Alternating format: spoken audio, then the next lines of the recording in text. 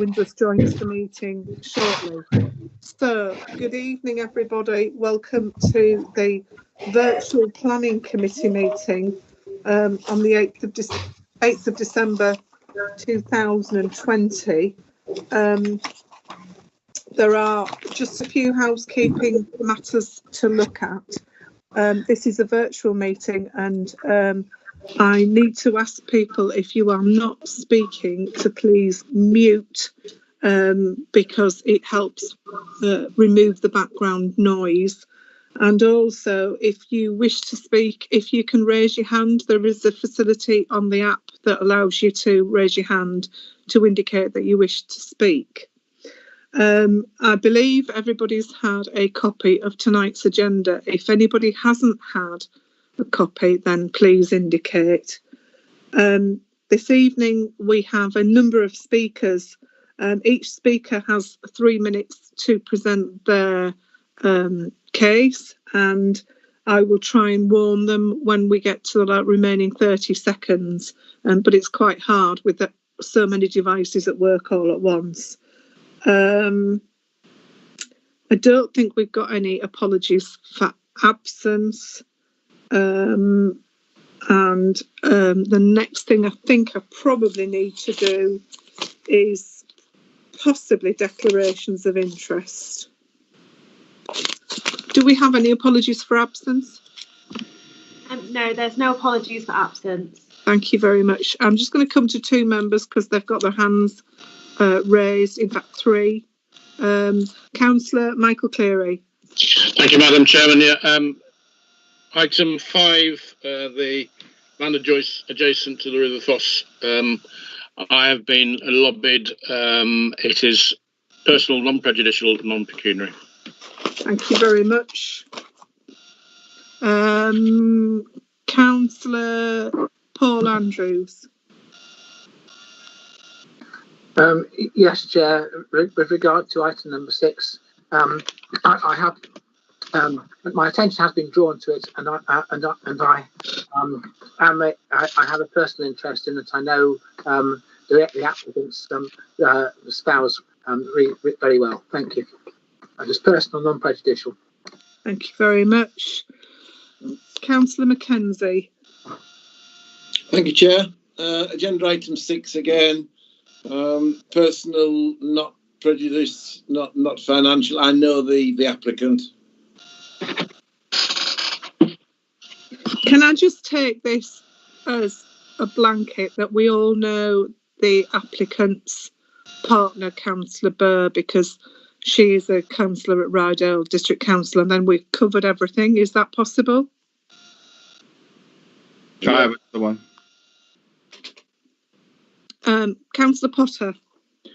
Yeah, apart from the item 6, item 5, I've been very closely involved with similar flood schemes for quite a long time now, so personal, non-pecuniary, non-prejudicial. Thank you. Thank you very much, Councillor Potter. Councillor Mason. Really, it's just it's a personal, non-prejudicial thing. I know one of the speakers personally on item 5. I assume that's why he's here. Okay, thank you. Councillor Thackeray. Sorry, I just muted myself. Yes, item 5, purely that I have spoken to one of the people affected by the application. Personal, non-prejudicial, non-pecuniary. Thank you very much. Councillor Andrews, you still have your hands raised. Okay, and the same with Councillor Thackeray and Councillor Potter, your hands are raised as well. Gary, sorry. Thank you, Chairman. I just wondered, with Councillor Mason's interest, it's not clear who, which speaker he knows. I think we probably we all can know. Yeah, it would be Councillor Tony Fisher from Strensall, from York City Council. He's a friend of mine. Thank you for the clarification. Chair, I also know Councillor Tony Fisher. Okay. Okay, thank you. I will declare that I have been lobbied on item 5 in particular. It's personal, non-pecuniary, non-prejudicial. I've also spoken with Councillor Fisher from York City Council. And also I need to declare that I am also a North Yorkshire County Council member, and I do sit on their planning committee also. I think that about covers it. Can planning tell us whether Councillor Windruss has joined us or not? Can I just add, sorry, Chair, that I have not been lobbied by anyone on item 5. I just have no Councillor Tony. I only saw him in the picture in front of me. Okay. Thanks, Councillor Mason. Sorry. Sorry, Chair. It's Councillor Windruss. I am with you. Yeah. Oh, thank you. That means we've got a full complement of the planning committee. I think I've done most of the housekeeping matters. We've done declarations of interest. I think it's now over to the officers. I just want to check I haven't missed anything. Chairman, I think Councillor Mason's still got his hand raised. I don't know whether he wants to say something else. Sorry, it's gone down now. Thanks for that, Gary. Okay. The other point was about muting, Chairman. I think there's a couple of people still need to mute. Okay, well, I did ask people to mute if you're not speaking. It cuts down on background noise for everybody on the committee and visitors and those that are watching the recording this evening. Councillor Glenn McCluskey, sorry, did you want to say something? Yes, sorry to interrupt, Madam Chair. I just wondered, for the record, if you need to ask Councillor Windruss if he's got any interest to declare. Thank you very much, Councillor McCluskey. Sorry, Councillor Windruss, we had done declarations of interest. Do you have any to declare, Councillor Windruss? No, Madam Chairman, thank you. Thank you very much. Thank you, Glenn, for the prompt. Right, I am going to go straight onto the items to be determined on the agenda. So item 5 is item number 19/01263, Major Full. This is land adjacent to the River Foss, Lilling Low Lane, West Lilling, and there's a very long proposal. So the proposal is the formation of a flood storage area consisting of construction of earth embankment with spillway, excavation of 2 temporary and 2 permanent borrow pits, erection of river flow control structure, reprofiling sections of the River Foss, realignment of the short section of Black Dyke, raising of the section of Ings Lane, carriageway edge protection to part of Lilling's Low Lane, and associated new and improved access arrangements, drainage, accommodation works, landscaping, biodiversity mitigation, and this is a cross-boundary application with the City of York Council. So I am now going to ask our officers to present. I don't know whether this is going to be Rachel or Jill, but if you would like to pick this up, I'd be very grateful. Thank you, Madam Chairman. It's Jill. Can you hear me? Yes, thank you, Jill. I can hear you very well. Thank you. Okay, all right, that's great. I'm afraid I'm going to be talking for quite a while, but I'll do my best to get through this as quickly Jill, as I can. May I just interrupt, because Glenn McCluskey, who is the monitoring officer, has his hand up, and I don't know whether that he needs to come back in again. Okay. Glenn, did you need to come back in again? No, apologies, Madam Chair. I must have left it on accidentally. It's fine. I just wanted to make sure. Thank you, Glenn. Sorry, Jill. Okay, so yes, the scheme is a scheme for an operational flood storage area. It's designed to control the flow of the River Foss and to store flood water in storm events, and that's to prevent flooding downstream. It does this by restricting the flow by using a control structure which sits in the river and that allows water to flow through at a very controlled, continuous rate. When the water can't flow at that continuous rate, it backs up and is retained by the embankment that you referred to. The embankment is on one side of the river, in this case the eastern side of the river, and the water then floods surrounding land. It's a scheme that is designed to temporarily hold flood water, and then it allows it to be safely released downstream at a controlled rate. The application site itself is 152 hectares, of which 111 hectares are designed to hold 1 million cubic metres of water in an extreme flood event. That's a 1 in 100 year plus climate change event. Other features of the scheme, which you mentioned in the description of the development, Madam Chairman, are the borough pits. The borough pits that will be used to source clay to build the embankment. There'll be 4 borough pits, 2 permanent and 2 temporary. Some reprofiling of the sections of the river and the Black Dyke, landscaping and habitat creation, highway improvements to Ings Lane and bird protection to Living Low Lane. They're key elements of the scheme.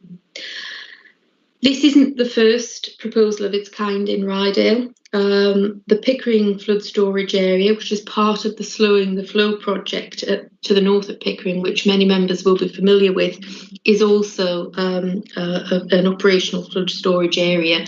It's not necessarily the same scale of this. It's not designed to cope with the scale of flood event that this one is, but it works on exactly the same principle. I'd just like to take you through some photographs of the site and the scheme. Could you have the first one, Lizzie? Oh, sorry, that's the wrong plan that's on there. That's great, thank you. This picture is taken looking across to the application site, so it's within the City of York area, and it's a distance from the application boundary, but it's looking across to the application site from the Centenary Way at Walbots Farm, just to the northeast of Strensall. And if you just see on the horizon, you could see Sheriff Hutton Castle, the outline of Sheriff Hutton Castle. So Sheriff Hutton is, just to orientate yourselves, is to the north. To the northeast on the horizon, or near close to the horizon, would be West Lilling. To the east would be Flaxton. Behind me, when I took this photograph, is the Scarborough to York railway line and Strensall Common, and to the west, southwest, is Strensall, Huntingdon, and then down towards York. So we're looking broadly across to the land of the application site. You'll see some pylons there, which you'll see in future pictures. You may just be able to make out the curve in the river just through the change in the colour of the vegetation in the distance there. We'll just move on to the next slide, please, Lizzie. So this is walking down the Centenary Way to the application site, again within the City of York's area, and that's on the bridge that crosses the Black Dyke, looking across towards the River Foss. So the River Foss is in front of that group of trees that you can see, which is just at the far side of the picture. As I say, that's the City of York area. The river is actually the boundary between both authorities. Could we have the next slide, please, Lizzie? So this is standing on the river, on the bridge across the River Foss. That is the river, looking very innocent. And the bridge across the Foss is the Centenary Way, is the public right of way. So from that vantage point, approximately 60 metres up that river will be the control structure. It will be sat in the river channel and at a height of about 5.75 metres from the base of the river to its full extent, and the head wall of about 7.5 metres. The embankment to the left of the river will be about 3 metres high at that point and 4 metres high on the right-hand side. And there will be the spillway, which again sits on the right-hand side of the embankment at this position. I think this is probably the location where, as a piece of infrastructure, the scheme is most visible and most obvious. That at this point where we see where the control structure would be visible. You just see at the corner, the top right-hand corner of that photograph, there is a small group of trees. The other side of those trees will be where there will be an access track, an area of hard standing to the right of that, which will be used to access the control structure. You just move on to the next slide, please, Lizzie. This is walking northwards, so I've crossed the Foss Bridge and walking northwards into Ryedale and into an area of land which is effectively the eastern side of the application site. So that track, as you can see, is the Centenary Way, and at this point, just in terms of the scheme. The extent of the area that will flood in an extreme event is to the right of that track. It won't go across the track at this point. There are some power lines, not the power lines that you can see in the picture there, but there are some power lines to the right of where I was standing that lead to East Lilling House. They will be removed and replaced as part of the scheme. The power to that property will come from the other side, from Smith's Lane. Move on to the next slide, please, Lizzie. Thanks. So this is taken looking back to where I was, looking back down south to where I took the last picture from, and it's taken from a point that both Rachel and myself frequently orientate ourselves with on this site, an oak tree that certainly members that attended the site visit will be familiar with. So that is standing on the Centenary Way looking south, and it's the land that is just above where the track curves there. Just that piece of land and further south will be where one of the temporary borer pits will be sited. Just move on to the next picture, Lizzie, please. This is taken from the same position, but looking directly eastwards towards East Lilling House. You might just be able to make out the line of the river through the sort of the change in the colour of the terrain.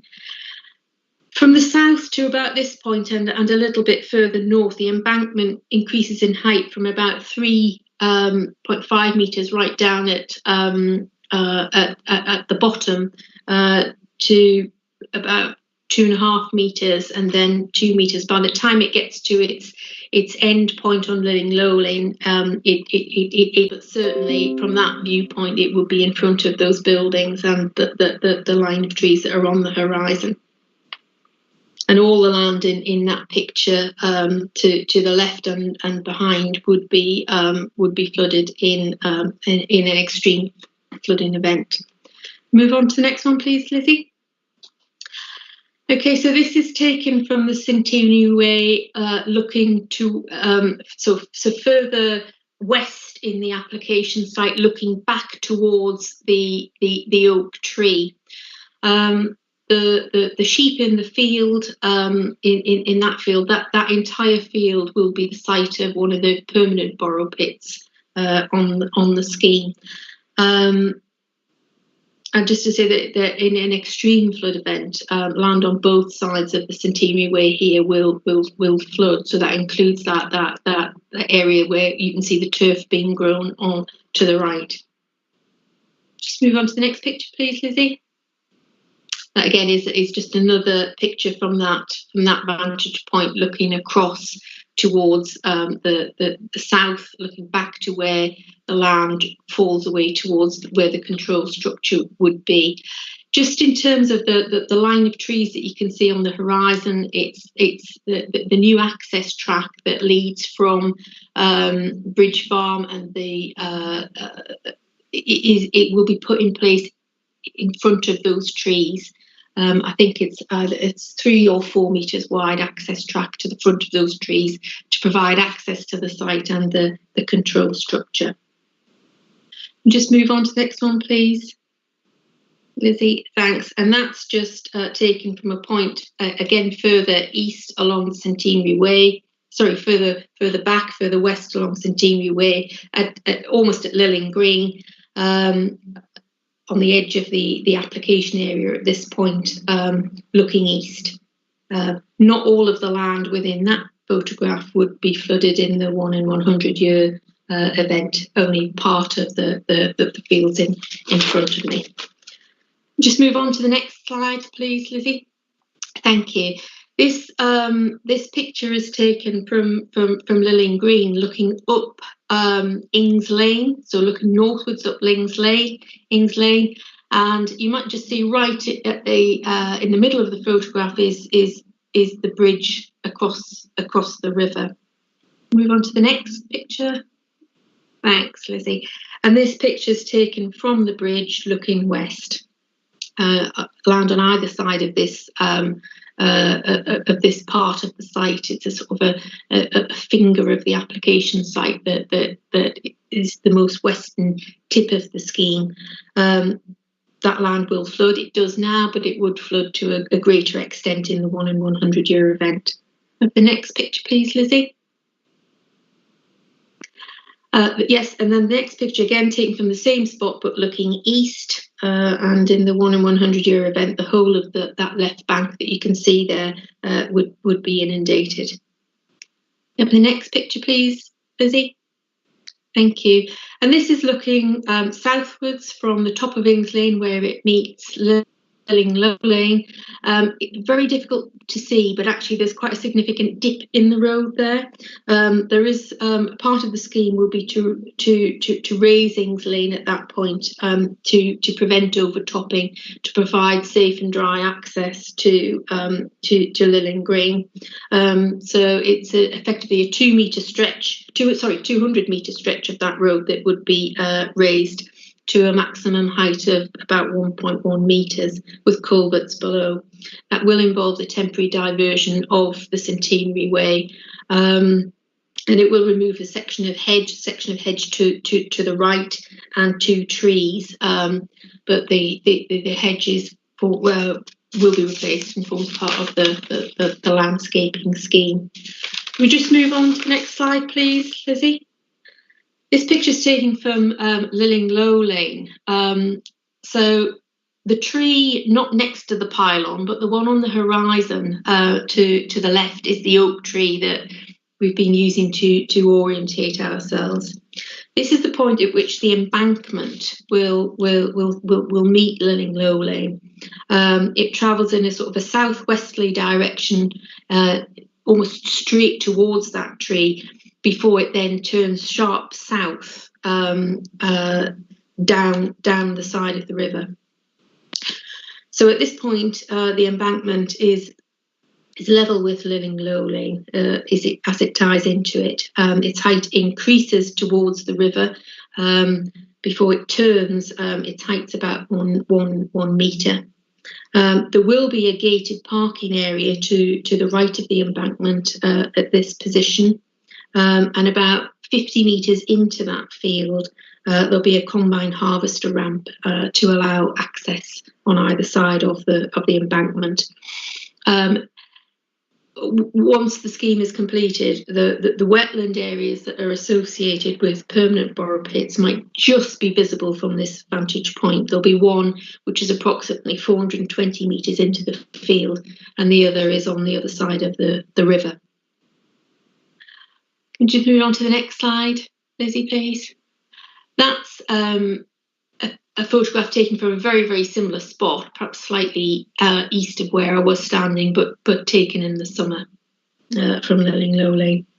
Just move on to the next slide, please, Lizzie. And this is a picture on Living Low Lane showing the section, or at least a part of the section, that will benefit from edge protection. That's something that the North Yorkshire County Highways have requested as part of the scheme.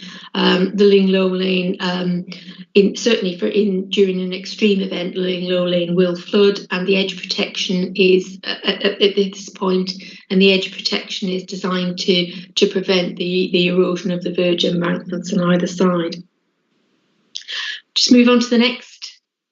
Thanks, Lizzie. This photograph's taken again on Lilling Low Lane, near to the drive towards Lilling House. It's looking south, obviously, from Lilling Low Lane, and at this point the embankment's about 700 metres away, effectively on the horizon. That stretch of the embankment's about 2.5 metres in height at that point. From this point, you will also be able to see the section of the embankment that turns to tie into Lilling Low Lane to the right.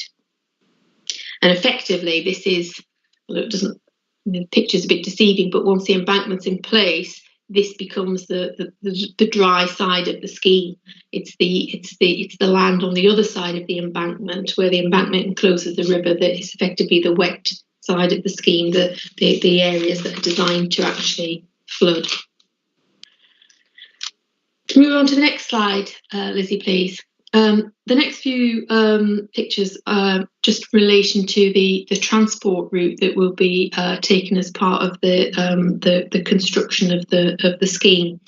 So the construction route will be from the A64 via Flaxton, Scotchman Lane to West Lilling. This photograph is taken in West Lilling. You'll see just past the second house there is a left-hand turn, which will be the route, or one of the routes actually, of the construction traffic. Obviously, there have been concerns raised by residents of West Lilling about the fact that the construction traffic is to travel through the village, or at least part of it. So that left-hand turn, which is quite a tight left-hand turn, is that turn that you can see in front of us. It turns into a road, which I'm not quite clear of the name, but it turns into a road that links West Lilling with Sheriff Hutton. If we could just move on to the next slide, please, Lizzie. At the end of that road, before we get to the Sheriff Hutton Road, is quite a significant little pinch point, really, a dip in the road and a narrowing of the road, and you can just see that there. When I went out to take the photographs, I sort of deliberately held back to follow the school bus. And if you could just move on to the next slide, Lizzie. What I hadn't quite anticipated when I got there is that the school bus would meet an HGV coming the other way. So you can see right in the distance is the school bus that has gone through that pinch point, and the HGV is coming the other way. So effectively what happened is the school bus got there first, the HGV and 3 cars behind it held back, let the bus through, and then clearly I pulled over, held back, and the HGV came through. So whilst it took some time, the visibility and the advanced warnings, worked, and it was quite a sort of a civilized passing of traffic at that point. Could just move on to the next slide, please, Lizzie. That's just the junction of that road with Sheriff Hutton Road. We'll just move on to the next slide, Lizzie, please. Thanks. There is an alternative route that would see traffic having to avoid West Lilling, and that's via a lane called Gennell Lane, which links Lilling Low Lane to the West Lilling Flaxton Road before you reach West Lilling. The issue with that is the narrowness of Gennell Lane. I think it was considered by North Yorkshire highways to be unsuitable for the traffic is also that HGVs would have to navigate that quite significant tight bend that you can just see there in the front of that picture, and travel across that culvert, which again is something that I think was a concern for them. Just move on to the next slide, please, Lizzie. This picture is taken on the Sheriff Hutton Road, looking down towards Strensall, which is the route that the traffic would then take after they'd left the Halbeck, in order to access the site via Bridge Farm. So you're just before the road curves, that you might just be able to see a little sign. That's the access to Bridge Farm there on the left-hand side. Thank you, Lizzie. Can you just move on to the next slide? And that's looking up the access track into the site and towards Bridge Farm. Bridge Farm's located right at the end, and there is actually quite a tight right-hand turn. So the road, the track, and the route that the construction traffic will take will directly it will follow that route, which that farmhouse is very, very close to the edge of that road. Thank you. That's the end of the presentation, Chairman. I do have a number of updates for members, and you'd have to sort of bear with me as I work my way through them. The first is in relation to the City of York and the application. The City of York considered the application, I think it was several weeks ago now. They then referred it to the Secretary of State on the basis that the site, their part of the application site falls within the York Greenbelt. Just as an update, the application has not been called in by the Secretary of State, and the City of York has now issued its decision and approved the application. The second point is just really a point of clarification and correction on the report and section on soils. The applicant has undertaken a soil survey to inform the impact of the scheme on best and most versatile land. That's direct loss and loss by inundation. So it's a soil survey that's taken from samples across the application site, as well as desktop assessments that have been used to inform that conclusion. I think the report, the way the report is worded, makes it sound like, or makes it read like, the soil survey was limited to those areas of the site where there would be direct loss affected with certain structures, like the embankment. It's not the case. The soil survey has been taken from points across the site and has been used with desktop information to assess the impact on best and most versatile soil. Sorry. A further update, we received a new objection on Friday. It was too late, unfortunately, to go out in the late pages.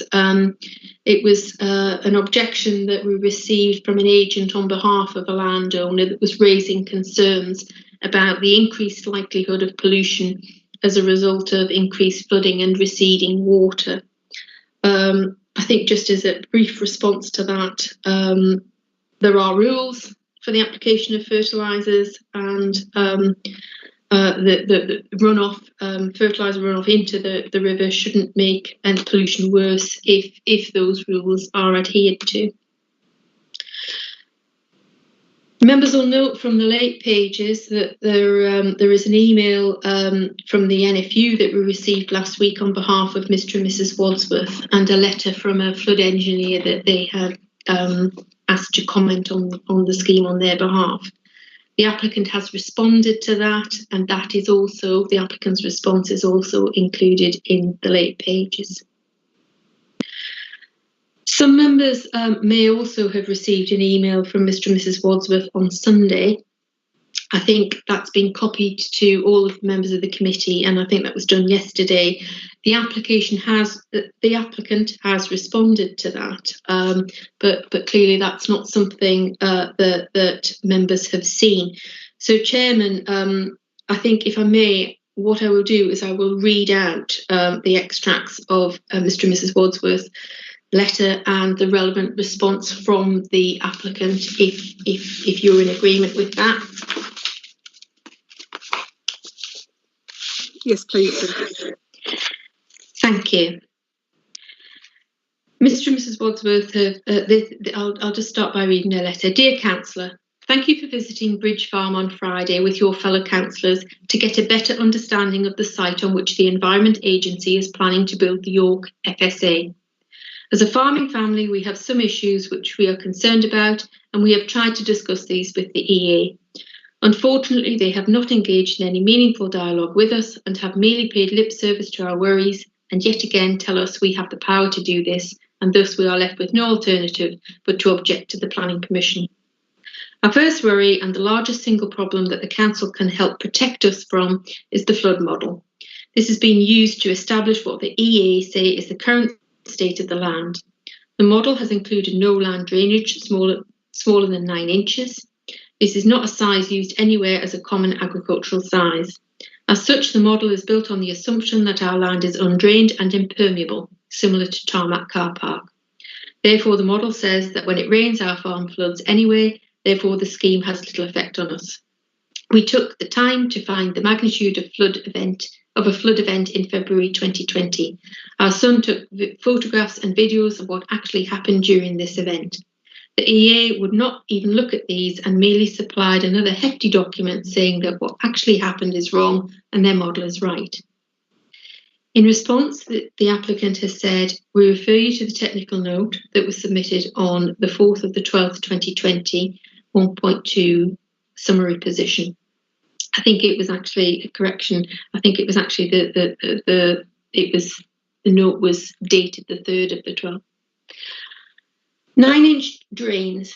It is appreciated that the modelling is a simplification of the actual physical system, as all modelling is. The simplification suggested, however, does not constitute a significant simplification when considered within the context of the size of the study area and the approach undertaken, chosen by suitably qualified chartered specialists with input from the Independent Land Drainage Consultancy Limited.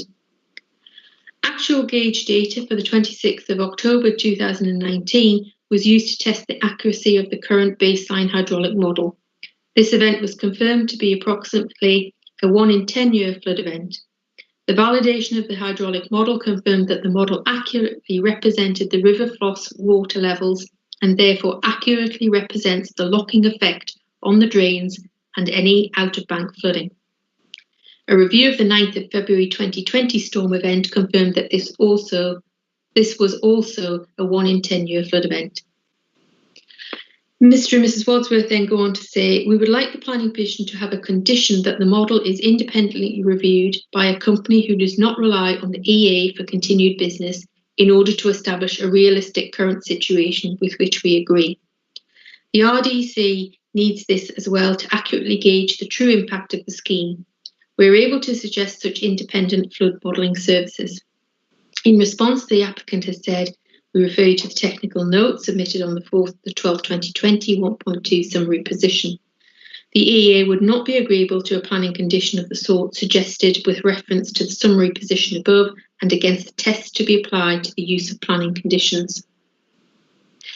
Mr. and Mrs. Wadsworth go on to say, another worry is the access to which the EA plan to use, cutting through 3.5 miles of private track on our farm, passing close to our houses and past 2 sites on which we raise newly weaned piglets. This causes massive biosecurity risks. We will be left with a permanent right of way with which we have not agreed to. We would like the EA to consider a shorter, non-biohazard route, but they were unwilling to even visit and look at the suggestion. The applicant has responded by saying, we recognise that access route does come through the Wadsworth land, but there are no other feasible options. We have chosen the proposed route to make use of an existing access that is used by HGVs and was assessed in our transport statement supporting the application. The creation of a new access point would introduce new road safety issues, and the loss of land associated with the new track would have ecological impacts, including biodiversity loss. We have discussed the use of the track with the Wadsworths from the earliest meeting in May 2018 and was only raised as an issue by them in the last few months post-planning submission. We have provided our rationale for the choice of route and that we are committed to working with them to deliver a mutually safe and biosecure outcome. EA and contractor staff are trained in biosecurity, and we would work with the Wadsworths in developing measures to ensure biosecurity, which are to be agreed in the conditioned KEMP. We have stated that our contractors will discuss one-way systems, passing points, speed limits with the Wadsworths as part of the traffic management plan, taking into account existing farm traffic. Access during the delivery of the scheme will be infrequent, with the removal of clay import from the scope, and there will be an average of 3 HGVs per day.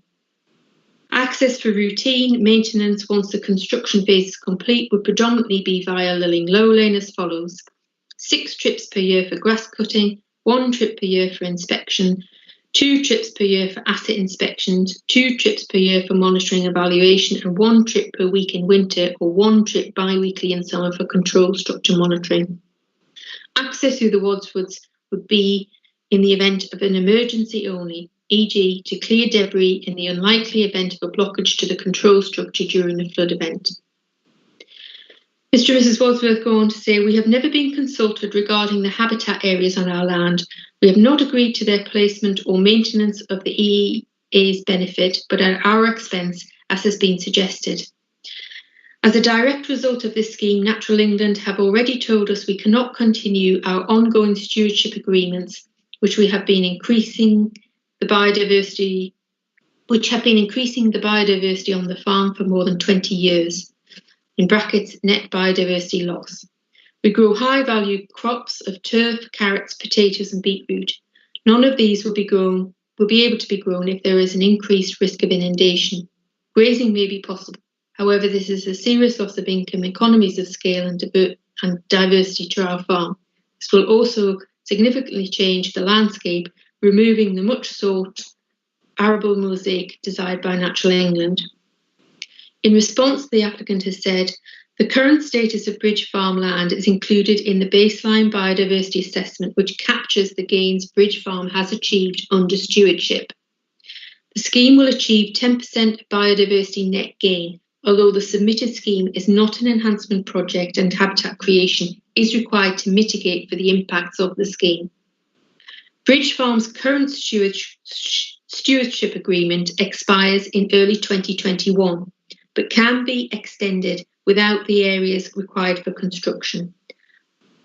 The farm can be compensated for any loss of stewardship payment, and habitat areas could be eligible for enhanced stewardship post-construction. The Wadsworths will be compensated for any losses, and a right to flood agreement is still open for discussion with the Wadsworths and their agent. Compensatory habitat areas can be maintained at EA cost. The Wadsworths go on to say, finally, the EA states negligible effect on land drains upstream. However, their own model predicts a rise in drain locking from approximately 8 hours at present in a flood to around 38 hours post-scheme. This conclusion is misleading to RDC, as this is a rise of 375%, so our drainage would be unable to work for a significant amount of time, the effect of which the EA has refused to quantify. These concerns were upheld by the independent engineers report, which we both commissioned and paid for. We requested further information by FOI on July the 29th, which we have subsequently chased 5 times. No response has yet been received. The applicant has responded by saying, due to the low-lying agricultural land adjacent to the River Foss, land drains all along the River Foss in this area are installed at low levels to create a fall for the land to drain. Because of this, these drains are known to be submerged for frequent flood events, e.g. 1 in 2 years, in the current baseline situation. For the 1 in 2 year event, this locking would be for approximately 30 hours for most land drains in this area, with the proposed FOSS FSA scheme having a negligible 0 to 5 hours increase for most drains. For the extreme flood event, 1 in 100 year plus climate change, land drains all along the River Foss in the study area would be locked for significant periods. This would be expected to be in the region of 60 hours, not 8 hours for this size of event. The proposed FOSS FSA scheme would not increase land. The proposed FOSS FSA scheme would increase land locking by approximately 38 hours for this extremely rare event by circa 60%, not 375%. Information requests have now been addressed and sent to the Wadsworths. And finally, Mr. and Mrs. Wadsworth say, I enclose a copy of my letter to Kevin Hollenrig MP, which I sent him in early 2020, and a copy of a recent update which he sent us, his recent progress in Westminster. We are confident that RDC, along with the increased scrutiny from Westminster, will be able to protect us as vulnerable working residents from the EA bullying its way across our beautiful rural landscape instead of collaborating with its current custodians. And the applicant has responded by saying, we have at all times tried to work in a collaborative way with the Wadsworth family, and we have engaged closely with them in the development of the scheme, particularly in relation to the modelling approach and in relation to matters of compensation. We refute any allegation of bullying and have carried out our duties as the competent national government flood risk management authority with operational responsibility for managing the risk of flooding from main rivers and in line with the legislation. Thank you, Chairman.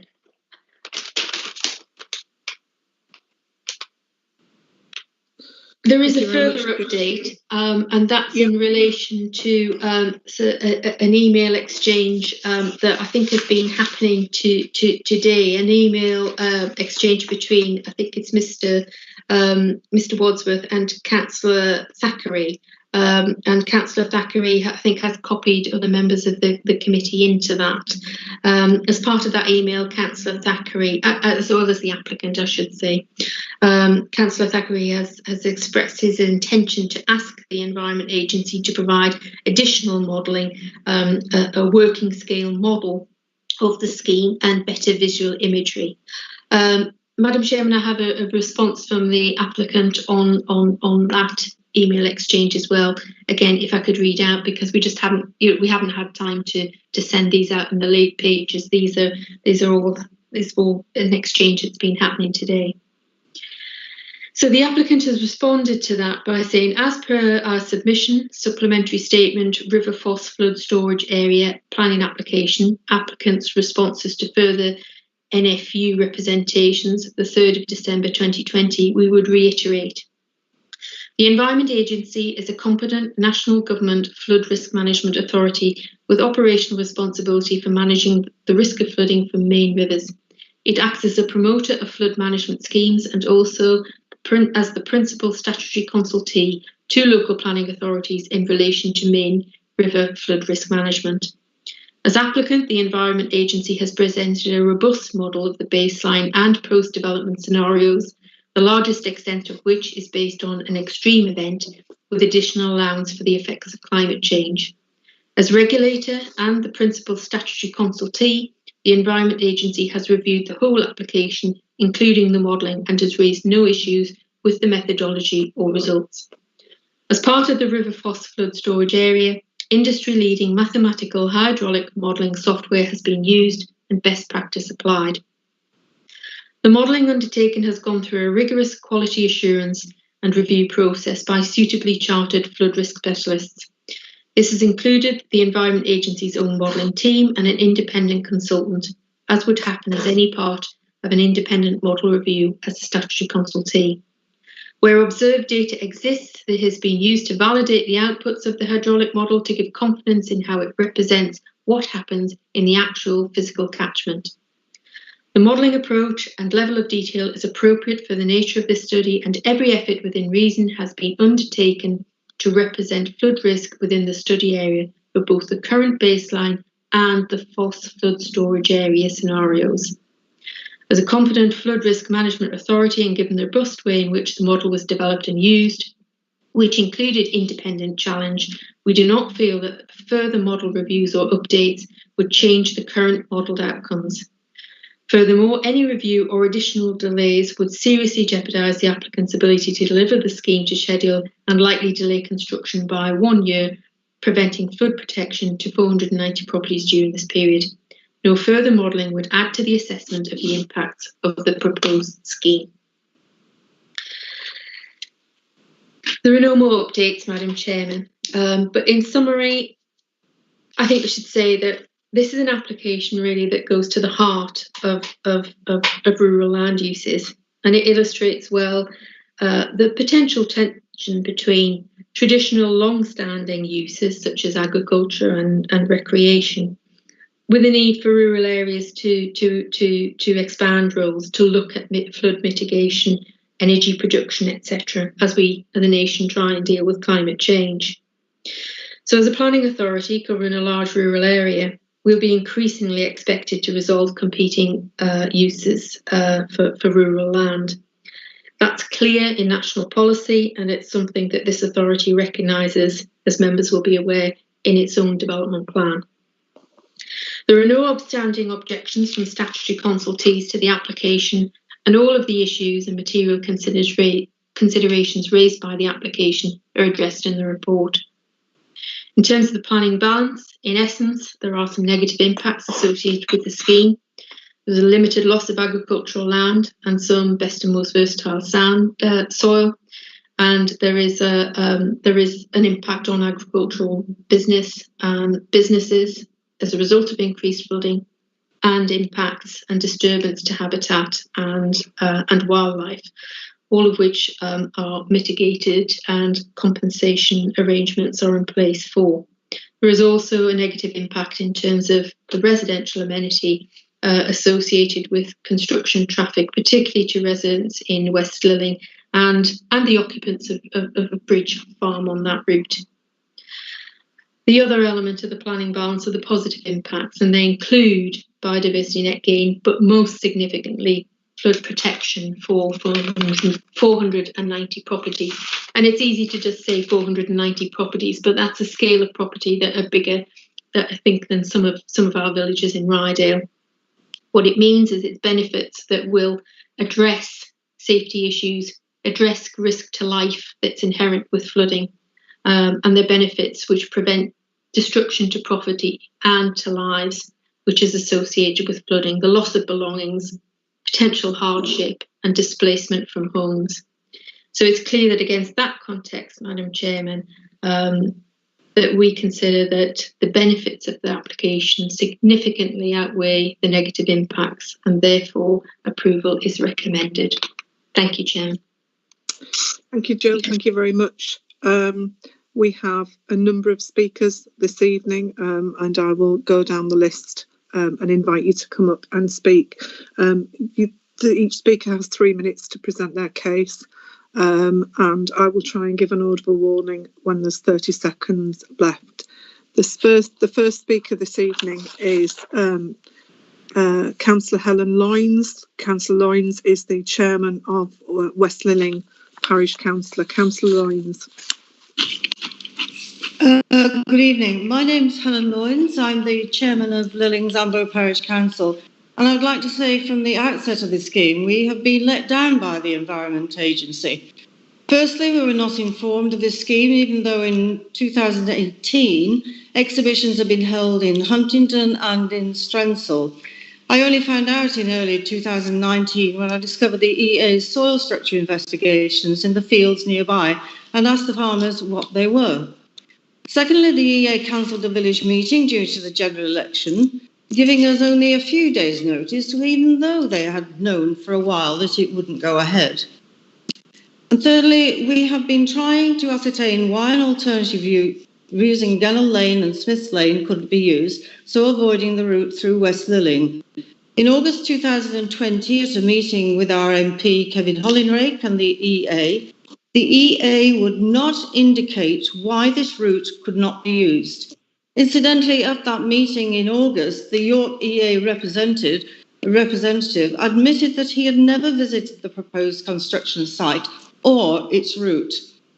Only in October this year, after several emails, our MP finally got the North Yorkshire County Council Highways Department to explain the decision had been made in 2018.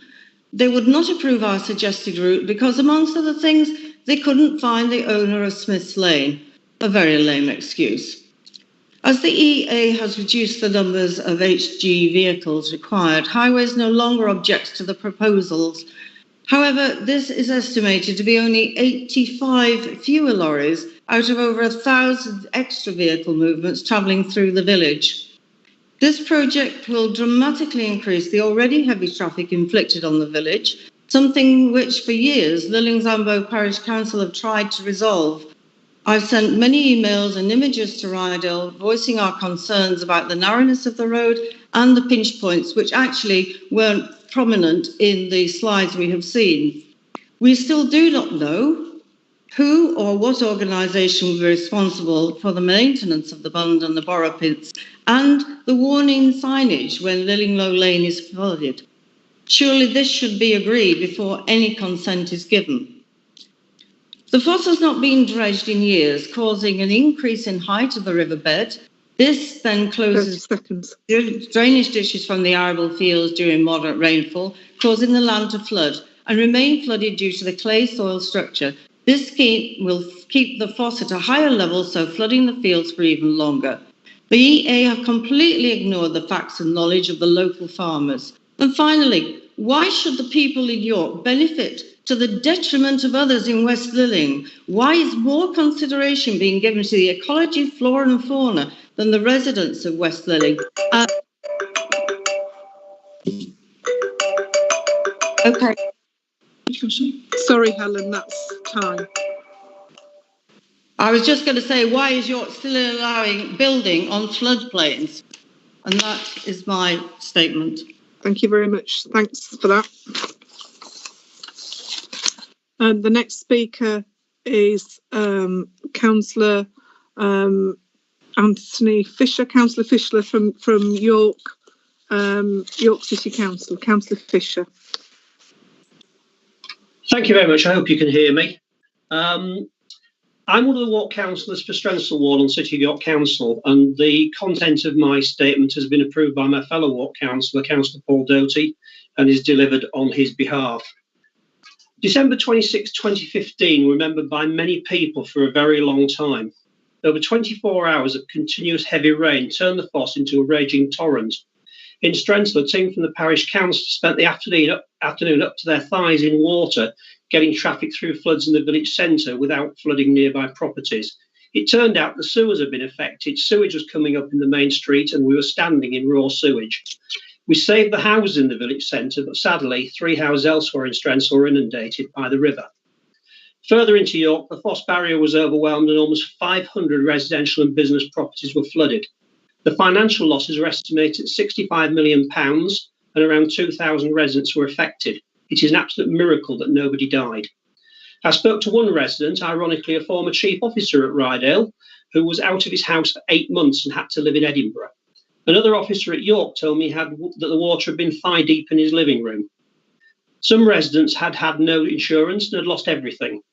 Others could no longer afford the increased premiums, and they are now in danger of losing their homes if this recurs. But you, councillors, have the power to ensure it doesn't happen again. You know that schemes such as the one proposed can stop flooding. As some of you may know, I served as a councillor in Ryedale District Council for 9 years and served for 5 years with former council leader Linda Cowling. Her business in the centre of Pickering on Hungate, close to Pickering Beck, was frequently closed by flooding, as were many others in the town centre area, with subsequent financial losses. Since the Environment Agency carried out flood prevention upstream on Pickering Beck, including a scheme very similar to the one proposed at Newbridge, there has been no recurrence. It is appreciated there will be some small effects on the openness of the landscape, but these are minor. It is also accepted there will be some disturbance to local residents, but this will be of limited duration and can be mitigated by appropriate construction environment management programme. Any issues towards farmers will be relatively minor due to the short duration and frequency of flooding, and any alleged claims for loss can be dealt with through the Land Compensation Act 1973. This is not a planning issue. City of York has done its part and has approved the elements of the scheme within its boundary, recognising that the small drawbacks are massively outweighed by the wider benefits. We councillors for Strensall respectfully ask that you approve this application and permanently end the fear of flooding for the residents in the Foss Corridor in York. Thank you very much indeed for your time. Thank you very much, Councillor Fisher. The next speaker is the objector, Mr. Sam Wadsworth. Mr. Wadsworth, if you'd like to state your case, you've got 3 minutes now. We'll try and give you a warning at 30 seconds. Good evening. Can you all hear me? Yep. Good. Good afternoon, Chairman and members. I am Samuel Wadsworth and I'm farmer with my elderly parents at Ridge Farm, Strensall. Mr. Wadsworth, can I just say can I just stop you because you have some feedback on your line? I don't know whether you're near a computer or a telephone or an open line, but it's not coming through very clearly, Mr. Wadsworth. Chairman, Tony Fisher's still not on mute either, so I don't know if that's adding to. Can I just ask everybody who's not speaking to go on mute? I'm sorry, Mr. Wadsworth, but I really the members will need to hear what you have to say. Please start again. Good afternoon, Chairman and members. I am Samuel Wadsworth and I farm with my elderly parents at Bridge Farm, Strensall. We're going to be severely impacted by the proposed scheme. The dam structure will place on our land and a significant area of our very productive arable land that grows root crops and turf will be subject to new flooding. The applicant is also proposing to restrict what we can crop, as detailed in the officer's report, section 6.69. Due to the flooding and restrictions, we will no longer be able to grow root crops and turf, and this will have a detrimental impact on our business and the value of our land. In principle, we fully support the idea of a flood alleviation scheme for York, but there has been a complete lack of detail provided to us by the applicant. They don't seem willing to work with us to minimise the impact, and we have serious concerns over a number of issues. Firstly, we have concerns that the red line boundary plan is incorrect. It does not include all the land affected by the 1 in 100 year flood outline, as detailed in figure 5 of the environmental statement addendum. Secondly, we have concerns over the flood modelling data. They have used data from 2007, which is not a suitable base year. I have offered to share with the applicant video and photographic evidence that the hydrology of the land does not behave as shown in the model, but they will not even consider it. Instead, they presented a minimal impact picture. From their latest response to us, we are now aware of a further inconsistency in their modelling. Their baseline and flood extent models use different parameters to minimise the impact of the scheme in terms of whether the catchment is saturated or empty, and whether there has been a preceding event or not. This makes us increasingly anxious, particularly as no independent modelling has been carried out. We therefore request that a condition is imposed that states that an independent assessment of the flood model is carried out before development commences, so we can all fully understand the impact of the scheme on the district. Thirdly, there are significant concerns from ourselves and numerous other landowners in the area who were not able to speak about the impact of the scheme on the drainage network. The applicant's model does not account for any land drains smaller than 9 inches. They have not taken into account the increased level of flooding that will arise from drains backing up on land to the north of the Foss. This will have a significant impact on the viability of farming businesses in the area. Hence, we request that a condition is imposed that states that an independent drainage survey is carried out before development commences. Fourthly, the plans and reports submitted refer to various biodiversity mitigation measures to be placed on our land. There is no agreement in place with us regarding the installation of any habitat areas, and importantly, no agreement in relation to the future management of them. The applicant is not clear as to which habitat areas are required for statutory purposes, whether they intend to manage and maintain them for the proposed 5 years. They do not have agreement with us to create conservation headlands and buffer strips, and hence, without our agreement, these proposed mitigation measures are undeliverable. We request that a condition is imposed that states that the statutory biodiversity mitigation measures are made clear and management of all mitigation measures are agreed with the landowners before development commences. My final point is that the proposed access to the site right through the middle of our farm, past our homes, is causing an unacceptable biosecurity risk to our livestock business, and the applicant has failed to address our concerns in relation to this and dismissed our proposed alternative. We request the applicant must consider our alternative route. I therefore respectfully request that you either defer your decision until the applicant has dealt with the concerns raised or impose further conditions to deal with the issues raised. Thank you for your time, and I'd like to invite you to ask any questions, and I will explain in more detail the issues at hand. Thank you.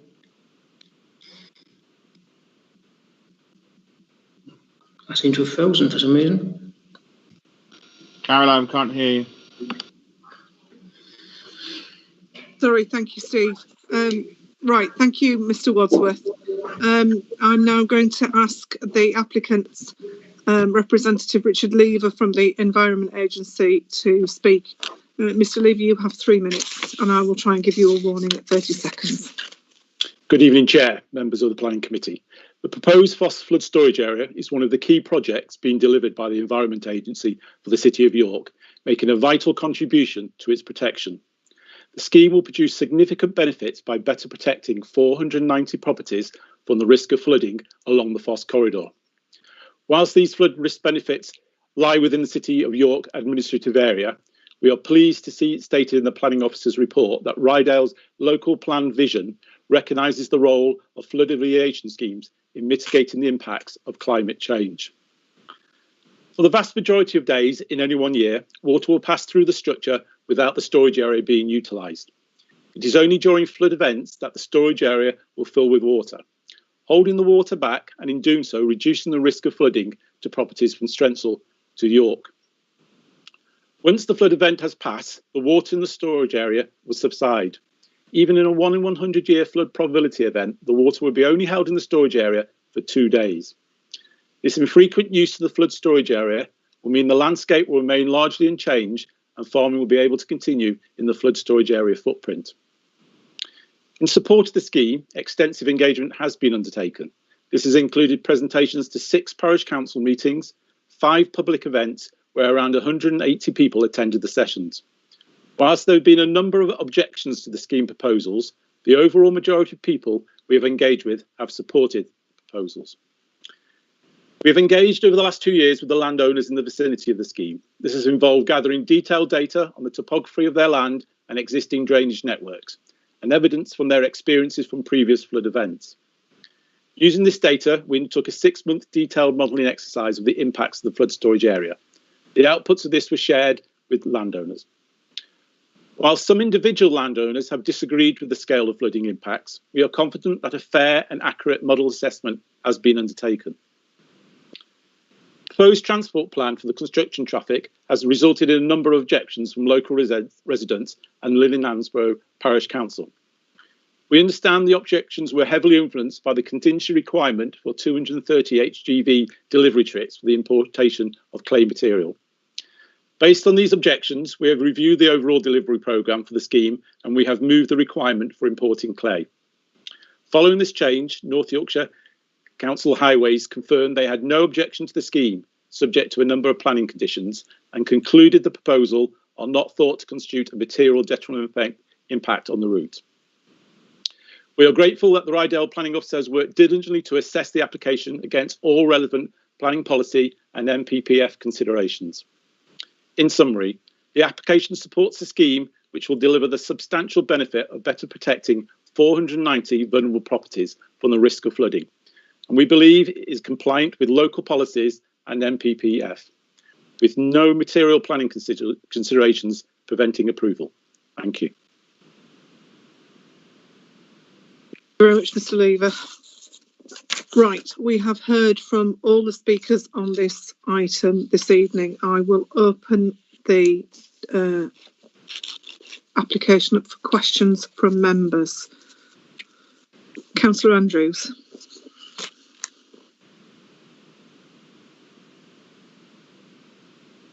Councillor Andrews, you're on mute. Beg your pardon, Chair. There are a few questions on which I have given officers notice of. So basically it's 3 questions. The first one: who is responsible for the maintenance of the River Foss now?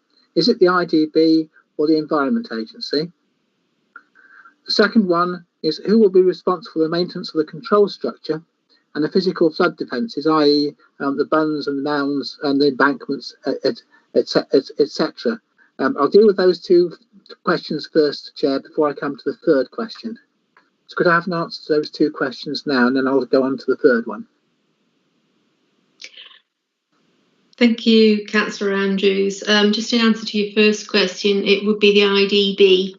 And the response to your second question, in terms of the responsibility for the structures, that would be the applicant, the Environment Agency. Thank you, Jill. Now, I'm concerned about the maintenance of the river channel. We all know that the Environment Agency will not accept that the failure to dredge rivers has any adverse effect on flood prevention.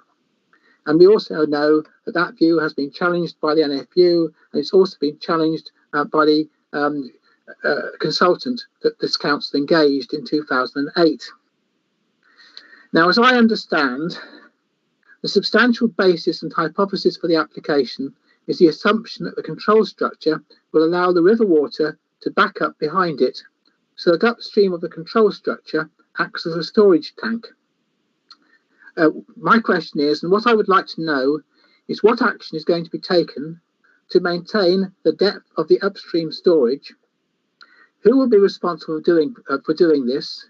And which of the conditions which you've listed will impose an enforceable legal obligation which will compel the proper maintenance and dredging of the entire length of the river channel, which will be used for water storage during heavy rainfall events? If there is none, please can you advise the wording of a suitable condition for the committee to consider?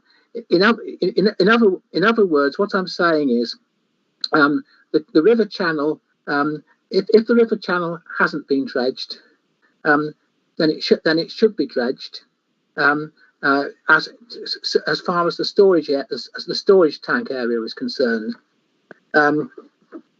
because otherwise all that will happen is that the river itself will silt up behind the control structure, and that will raise the level of the river bed, and it will cause the will make the river more liable to flooding than it would be otherwise. So please can I have an answer on how can we ensure that the depth of the channel behind the control structure will be properly maintained for the foreseeable future. Thank you, Chair. Councillor Andrews, I don't know what the detailed requirements will be in terms of maintaining the channel. I don't have the answers to that.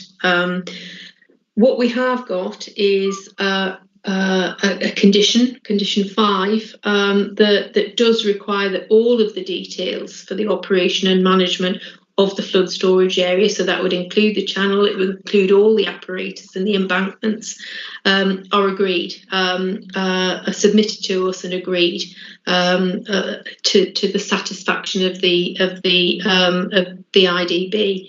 So I think that's probably about as far as we can go to make sure that there are suitable maintenance arrangements put in place in the longer term. So there will be a condition to secure all of that. And so the IDB will be in a position to insist that river channel is maintained at that point. Well, the works to the channel will require the IDB approval. So what the condition is saying is that that all the maintenance for the scheme will be considered and spelt out to address. It says the condition says to the reasonable satisfaction of the IDB's maintenance requirements.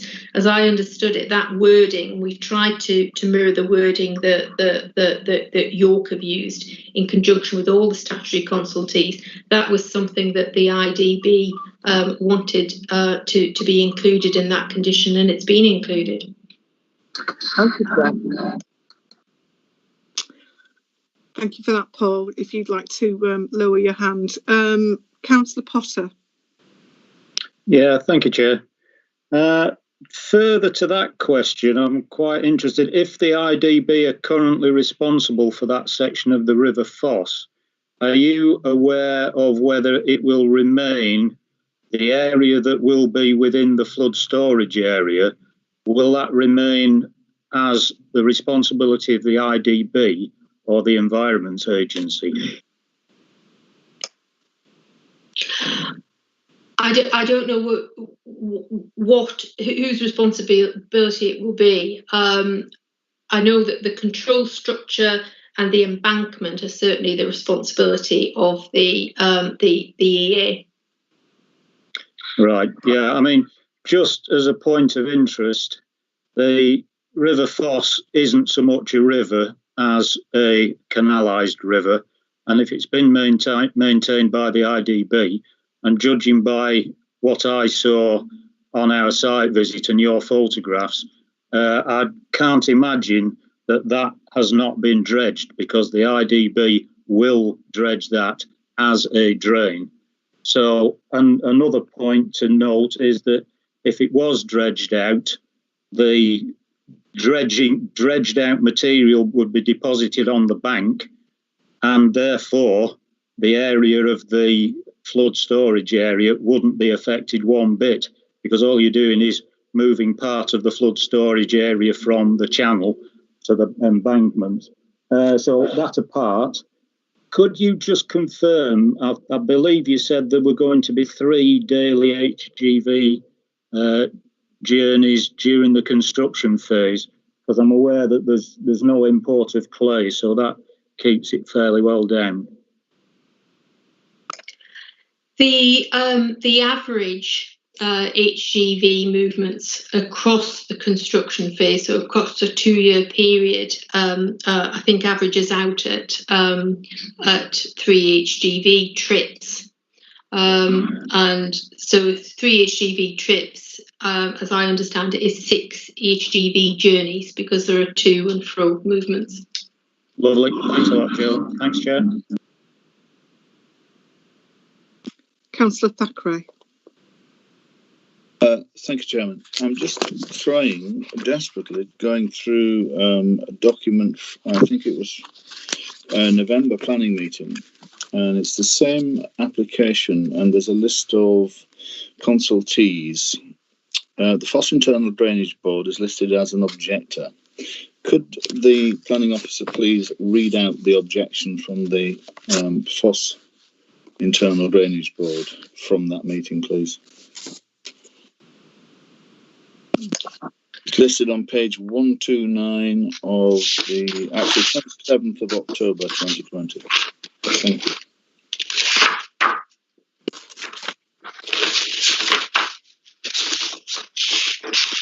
Councillor Thackeray, the Foss Internal Drainage Board on your papers at page 3 have recommended conditions and informative. It does not now say that they are an objector. Just interested. Sorry, I was just going to say that they initially raised objections to the scheme, but those objections have been resolved, and they're happy with the condition that's on the report. It will take me a while, Councillor Thackeray, to find that. I have the previous agenda of the 9th of June. Is that the agenda that you're referring to? No, I think this one's the 27th of October. Anyway, it's clearly whatever's been objected to has been resolved. Are we in questions or are we in debate? We're in questions, Councillor Thackeray. Right. Okay, I'll leave it for now. Okay. Does anybody have any other questions for officers?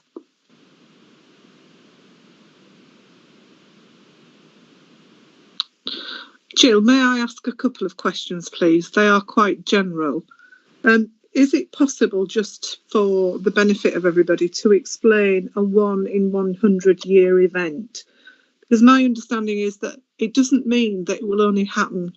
An event that will require flooding of this nature won't happen just once in 100 years. It is a probability. That's what it represents. It's no more than a probability of an extreme event happening. But for a 1 in 100 year event would be an extreme flooding event. Okay, thank you for that. Can I just add to that, Chair? It's also the equivalent of a 1% chance, as in 1 in 100. So it's probably easier to think of it as a 1% chance of it happening. Thank you. Yeah. I just want to make it clear for people who are listening what it actually means. Jill, during the site visit, one of the Environment Agency officers, I don't know which one it was, it was Matt and Matt, so I can't begin to tell you which one it was, suggested that the application was going to be used as an exemplar model because of the new ELMS protocols that are being developed. Do we know anything about that? Well, I was party to well, I wasn't party to the conversation, but I heard the conversation. My understanding is that the scheme has been discussed. I think it may have been in Parliament with a view to it being used as a sort of a pilot model for the new ELMS environmental land management scheme, but I've got no more detail to that. I think it's just something that is that it has been referred to in the context of that new scheme. Okay, thank you for that. Thank you. Councillor Andrews, did you have another question? I do, Chair. It's just that one of the objectors has raised 3 questions, which I think it's only a matter of courtesy that officers ought to answer. The first question was, could they have an assessment done for the modelling procedures or the modelling model that the Environment Agency have used? The second one was, could they have a condition requiring a drainage survey? And the third one relates to an alternative route over the Wadsworth land. I do think that they did raise this in good faith. They could come to this meeting and make these points. So I do think we ought to have an answer from the officers, even if the answer is fairly clear from what the officers read out to begin with. Thank you, Chair. Thank you, Paul. Can I add one more to that quickly, Chair? If that's okay. Councillor Mason. One more question. It's just Mr. Wadsworth also mentioned that there was no agreement on biodiversity headland measures and those things prior to this as well. I'm just wondering, should there be an agreement in before anything is decided? Okay. Jill, are you happy to take those questions? I'll answer them as best I can, Chairman. Thank you. The issue about the modelling and concerns about the modelling has been raised on a number of occasions, and the applicant has spent quite a lot of time responding to the concerns raised about the model. And I've read some of the responses out, and the report also addresses some of the issues that Mr. Wadsworth referred to. All we can say is that model has been designed, run, populated by professional chartered engineers who are experts in this field, and it's a model that's been prepared to industry-wide technical standards. They're of the view that the inclusion of finer land drains in that modelling wouldn't significantly alter the detailed or the final modelled flood levels or the general pattern of surface water flooding across the site, especially in events greater than the 1 in 2 year event, and that the modelling isn't an oversimplification of the context of the study area. I know that Mr. and Mrs. Wadsworth have asked for conditions to be imposed on the application in 2 respects. I think one was to ensure that the model is reviewed and that a more detailed survey is done. Chairman, I think that takes us beyond the role of what is reasonable or necessary in terms of planning conditions. We use planning conditions where they are needed to effectively make the development acceptable. We have information in front of us that will allow us to determine this application positively or not. The use of a condition to then ask for further information, which is beyond that decision, I think is not necessary. We have the information in front of us to allow us to determine the application, and it wouldn't be reasonable either to use it. It simply wouldn't meet the tests of planning conditions. The applicant has said that they have discussed or they've listened to concerns about the routing and alternative routes. They are of the view that the route that is chosen is appropriate. It is a route that exists. It is a route that is used by heavy agricultural vehicles and HGVs that access that land. And that there would be impacts associated with a new route into the site, both in terms of the cost of the scheme, landscape impact, and as the applicants mentioned, the environmental impact and consequential impact on habitat. In terms of the securing the on-site measures and compensatory habitat measures, I'm not sure where what the positioning in terms of what has been secured as part of the scheme. What I know as part of the application, as part of the making of the application, the biodiversity and landscape measures are included as part of that. They're included as part of what the applicant can secure as part of the scheme.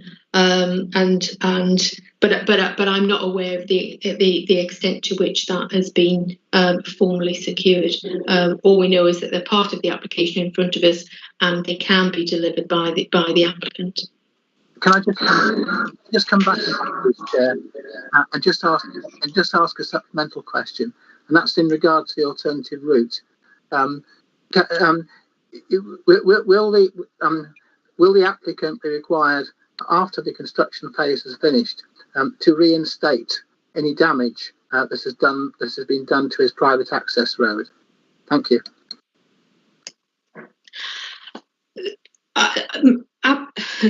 Councillor Andrews, I don't think there will be. I mean, there are improvements that, as part of the scheme, there'll be improvements to the access road. I think there'll be some widening of it, and there'll be some improvements to the surfacing of it. So I don't think that there will be damage in that respect.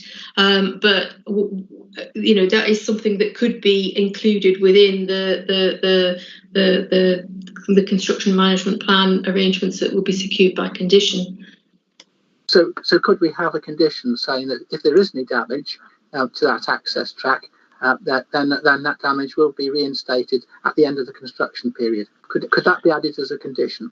I don't think it needs to be a standalone condition in itself. I think it can be part of the condition that relates to the construction traffic management plan. There's a similar, the Highways Agency, for example, have asked to ensure that includes any damage to the A64 Scotchman Lane junction. So, and I'm sure North Yorkshire County Council will be looking to ensure that any damage to highway is addressed as part of the scheme. So it will form part of the detail of the construction traffic management plan. Okay, thanks for that, Jill. Councillor Thackeray, your hand is up. Do you have another question, or is it up by mistake? No, it's very definitely up intentionally. Thank you. My next question is really out of exasperation, really. I just wonder why the Environment Agency are refusing to respect the feelings and wishes, if you like, and fears of Mr. and Mrs. Wadsworth, and why the Environment Agency will not take that extra step to accommodate their wishes by utilising an alternative route that's been offered to them. I find it completely outrageous. It's a statement, but why won't they is my question, I suppose, right. Added on to that. Oh, well, they maybe will come up with a very, very clever answer. Thank you, Councillor Thackeray. I'm not sure it's for our officers to answer, but I'll ask Jill if she has a response or not. The question was to the Environment Agency, actually, not our officers. Oh, the Environment Agency, the questions are to our officers, Councillor Thackeray, not to the Environment Agency. Okay, I apologise. Chairman, we did ask for questions that might require research and things of a technical or detailed nature in advance of the meeting, so we could do that research. So I'm in Jill's hands now as to how she can answer that question. But Jill did send that email round to ask for this sort of detailed question so that we could do our level best at this meeting. I would just go on to reiterate. Directly myself. I just want to reiterate that the applicant has responded to the communication, the latest communication from Mr. and Mrs. Wadsworth, and they did provide a response to the concerns that were raised in relation to the access track, and I did read that out at length earlier at the beginning of the presentation. Thanks, Jill. I would quite like to ask a couple of questions, if that's okay, Jill. Again, that they're a bit generic, so I don't really know. Just to ask for confirmation that some of this area that's a farmland that's involved in this flood alleviation scheme is in a nitrate vulnerable zone. Am I not correct in thinking that the regulator, the statutory body responsible for nitrate vulnerable zones, is in fact the EA? I think you're right. I think the part of the area is in the nitrate vulnerable zone, and EA would be the regulatory body. Yes. Okay, thank you. And finally, and this is my fault, and I possibly have missed this, so I apologise for this question. But the permanent borrow pits, I couldn't find any indication whether those borrow pits were going to be fenced, and I appreciate that they are not, if you like, a leisure use for members of the public who are going to be walking on the Centenary Way or in any of the public footpaths. However, I do have a significant concern with the vastness of these borrow pits, because it will be an extensive area of borrow pit, that there could be a drowning situation for members of the general public.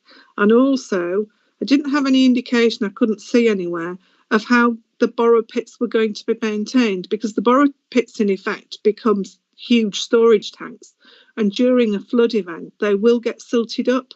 And what I don't want to find is that the borrow pits start to become ineffective because they're not cleaned out, because we've got ecology problems. Sorry, Jill.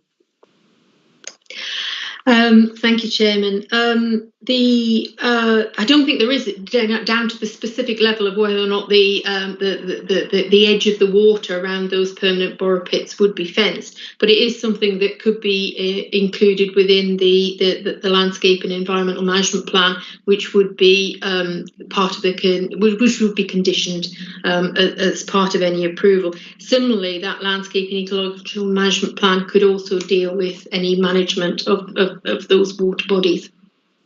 And can I just ask, Jill, is that something that we can do after we've given approval of the application? Well, yes, because it would be a condition that needs to be discharged in terms of the detail of that landscape and ecological management plan. So have we already got that plan, or is it part of the conditions that we've put on the? Sorry. I'll just try and find out which condition number it is. Condition 10, I think. Condition 10. Sorry to be a pain about this, but I just want to make sure that this is covered, if you like. Yeah, it's condition 10. That condition does refer to some of the things that do need to be included in it, but it's not an exhaustive list. So if that's something that you'd like to see addressed as part of that, we can include it.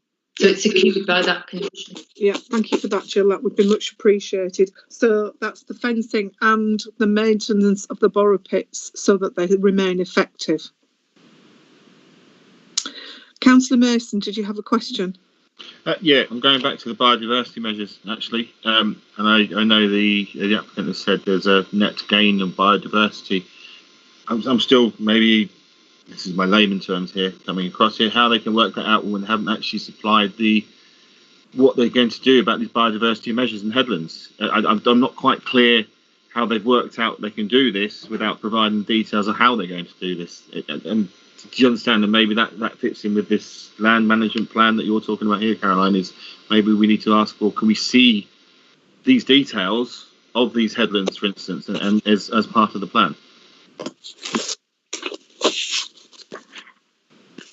Generally, there is a landscape master plan that accompanies the scheme, and that details the areas where there will be habitat creation. So it includes wetland habitat, woodland planting, reed beds, etc. And I think that's formed the basis of which the net biodiversity gains will be being calculated through this work and through the supporting environmental statement work. Okay, thank you, Jill. Does anybody, do any members, Steve, your hand is still raised on screen. Do any other members have any questions for officers, please? Thank you, Chair. I do have my hand, but maybe. Oh, sorry, Jane. Sorry. I think it was just a pretty simple question, actually. Listening to the speakers and issues of compensation, have I missed something? I mean, is there an element of compulsory purchase about this, or who's responsible for the compensation?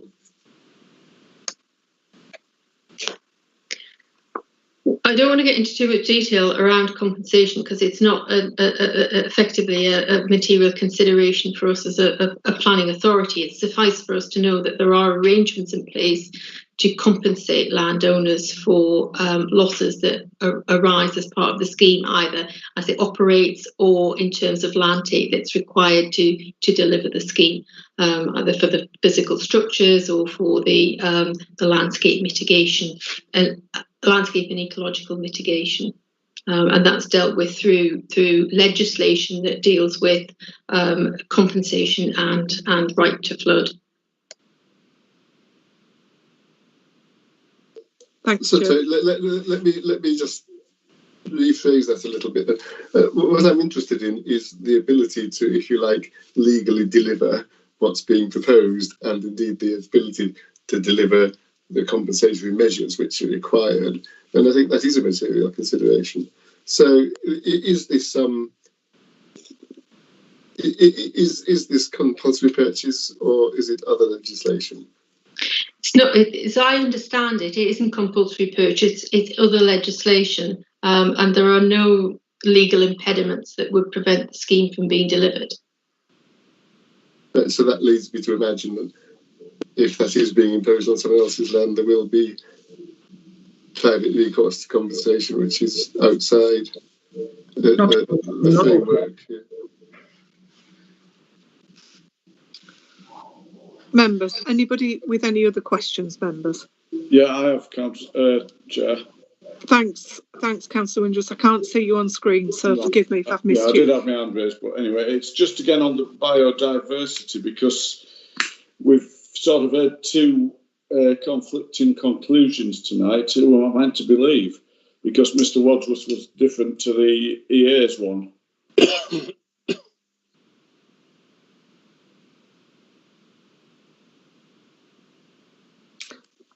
Councillor Windruss, I'm not sure there's a question in there. Was there a question for Jill? Well, it was basically, who do we believe on the biodiversity? The two conflicting ones. Which one's right? I have no idea.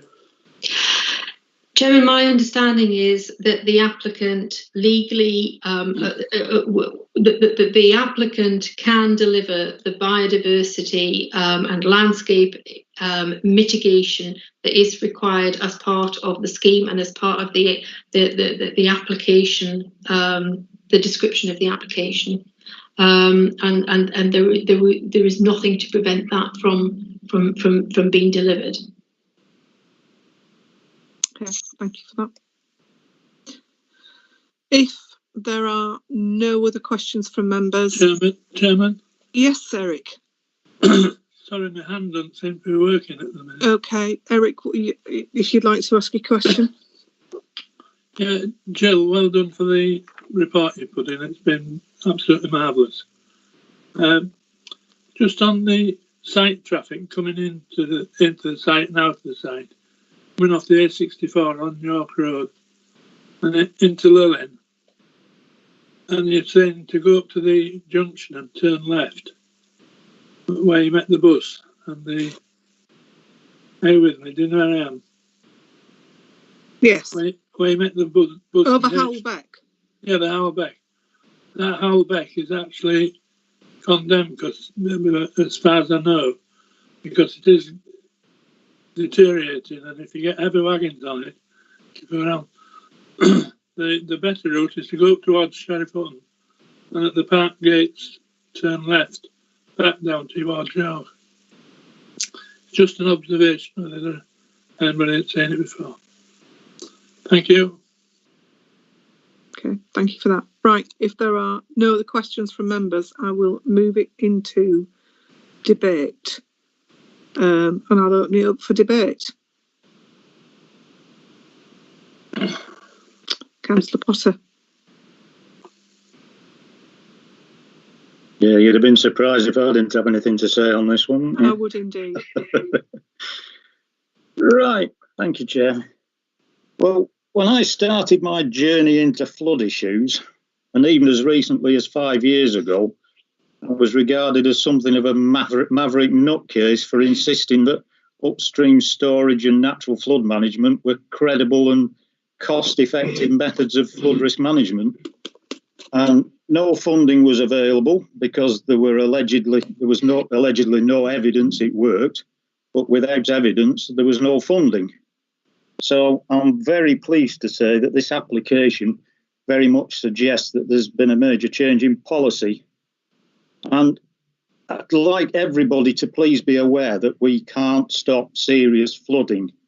There was a comment earlier about this would stop the flooding. Well, it doesn't, because sometimes Mother Nature is rather more powerful. In fact, generally, Mother Nature is more powerful. But we can mitigate against some floods with schemes such as this. Now, there's nobody, I would suspect, more acutely aware than I am that working with the Environment Agency can be, shall we say, difficult. Oh, I am. But there have been a number of challenges to the modelling, but none of us have the expertise to establish the true version. But I do know that there can be a huge number of variables that can't all be modelled simply because of the number of different variables. But that said, the maximum extent of the flood storage area will clearly be dependent on the height of the control structure spillway and the topography of the land. And it's not going to vary too much outside of that.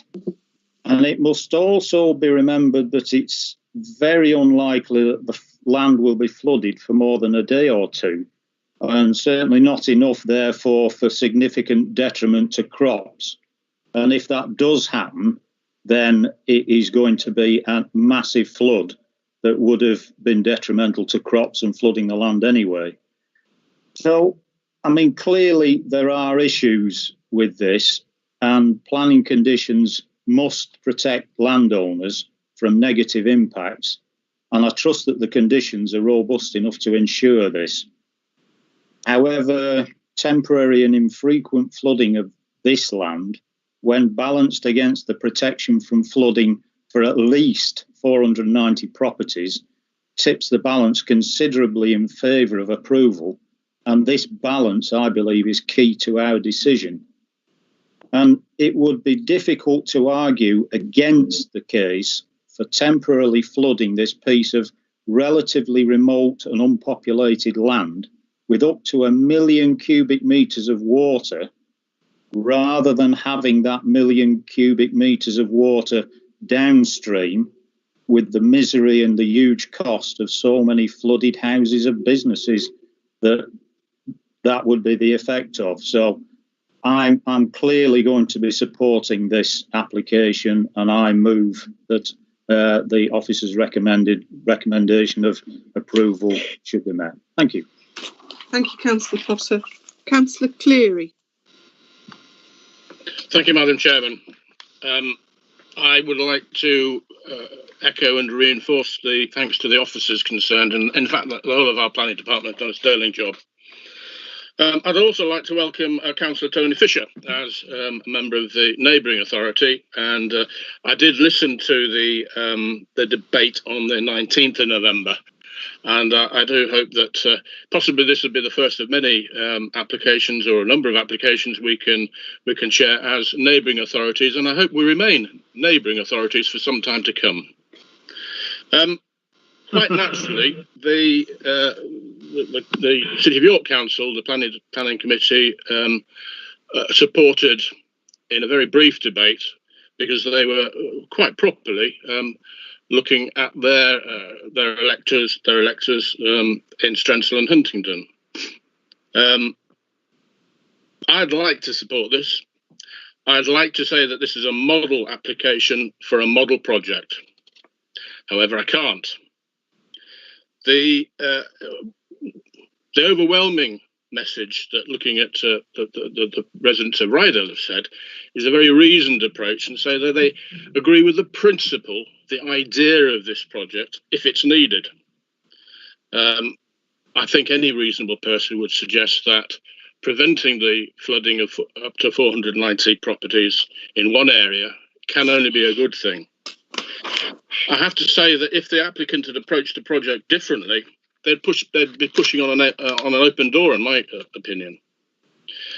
Indeed, if they had approached it differently, it would indeed be something we could all be proud of as a model project, a model scheme of its nature. Much has been said of the protection and the enhancement, possibly, to views, the habitat, the triple SI of Strensall Common, invertebrates, trees, and so on and so forth. Very little has been said about the human inhabitants of Ryedale. Quite properly, we are instructed and advised from time to time to consider only the pertinent planning considerations.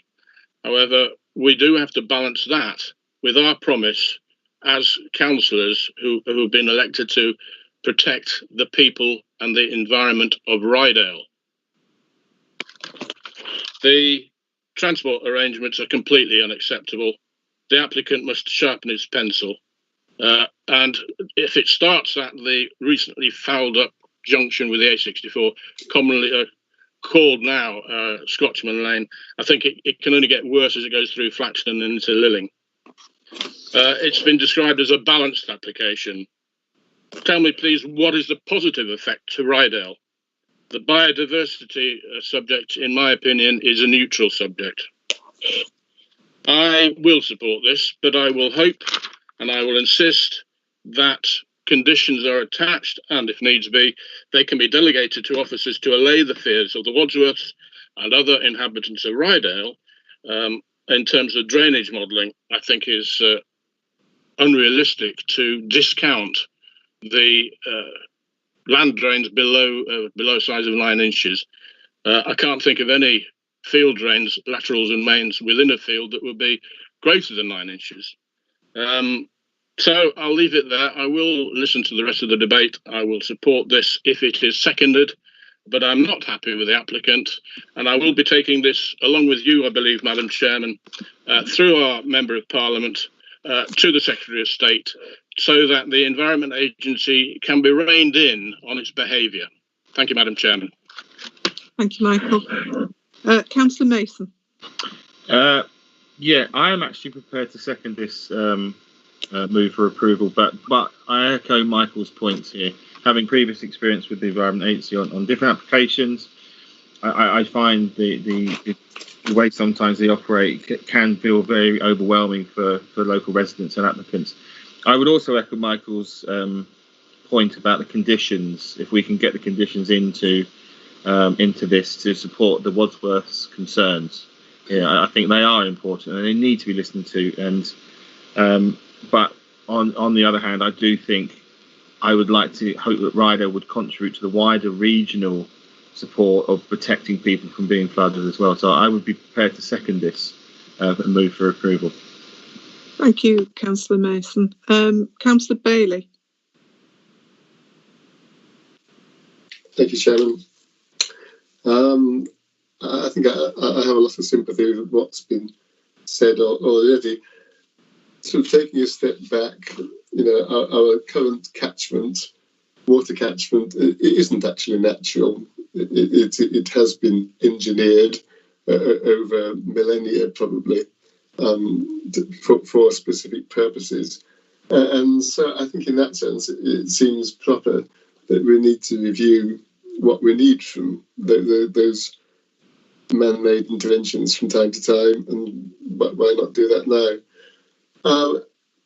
I think there is an opportunity for an extra dimension to the land use here, which is good. I don't think I think it's able to coincide with a reasonable element of more traditional agricultural production, and that's absolutely a win-win.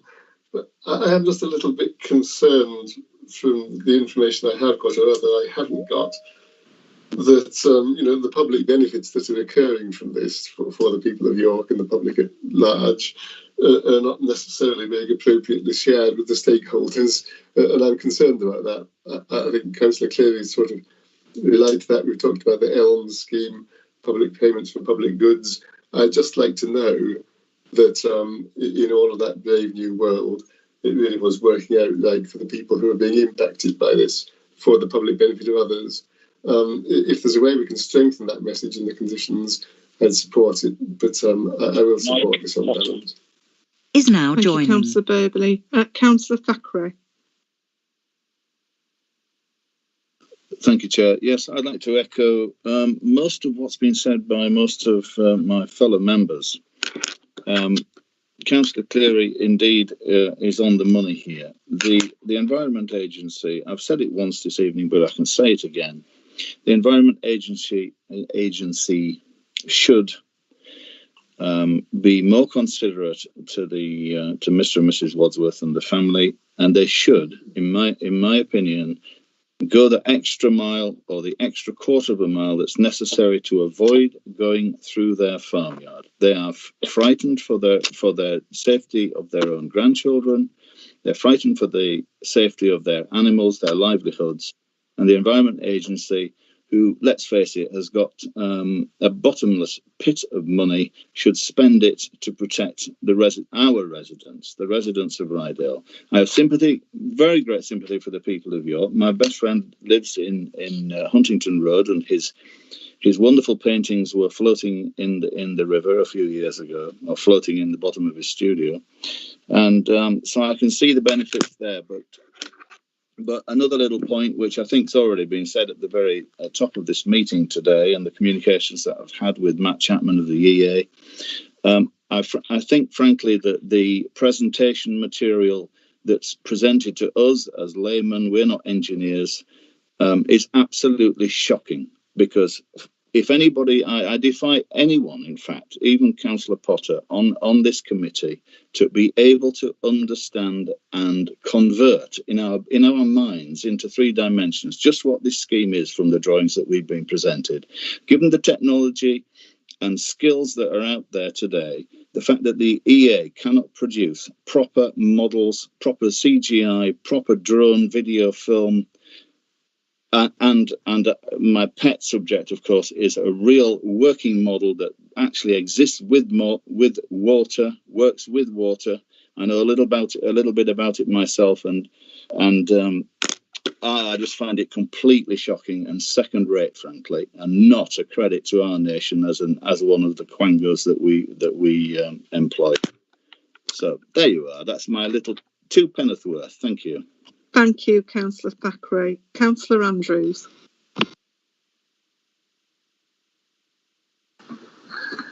Yes, Chair.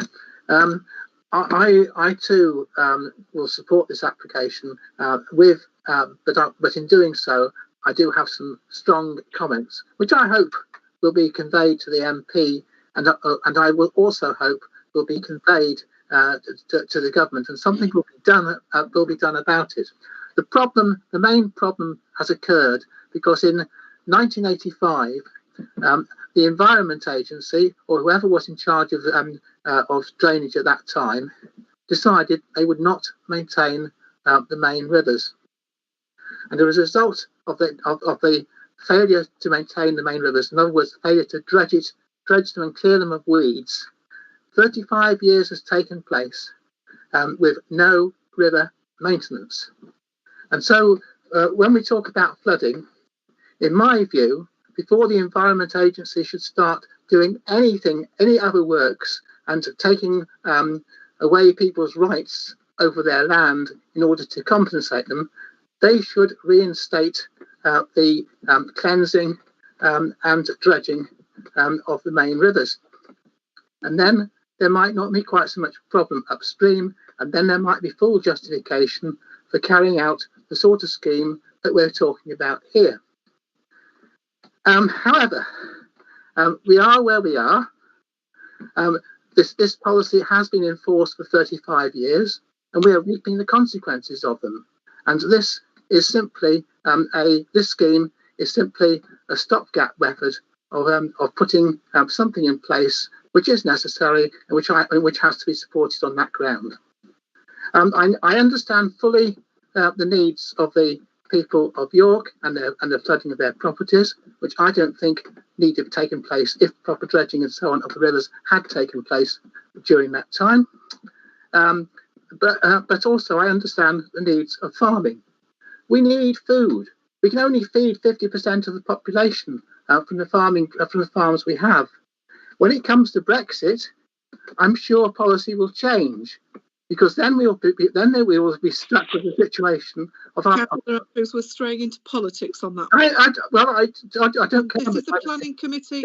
Yes, Chairman, but it is important. When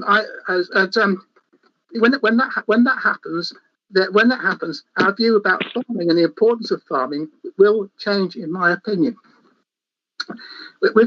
I am very sceptical about modelling. We've seen so many false models in different areas of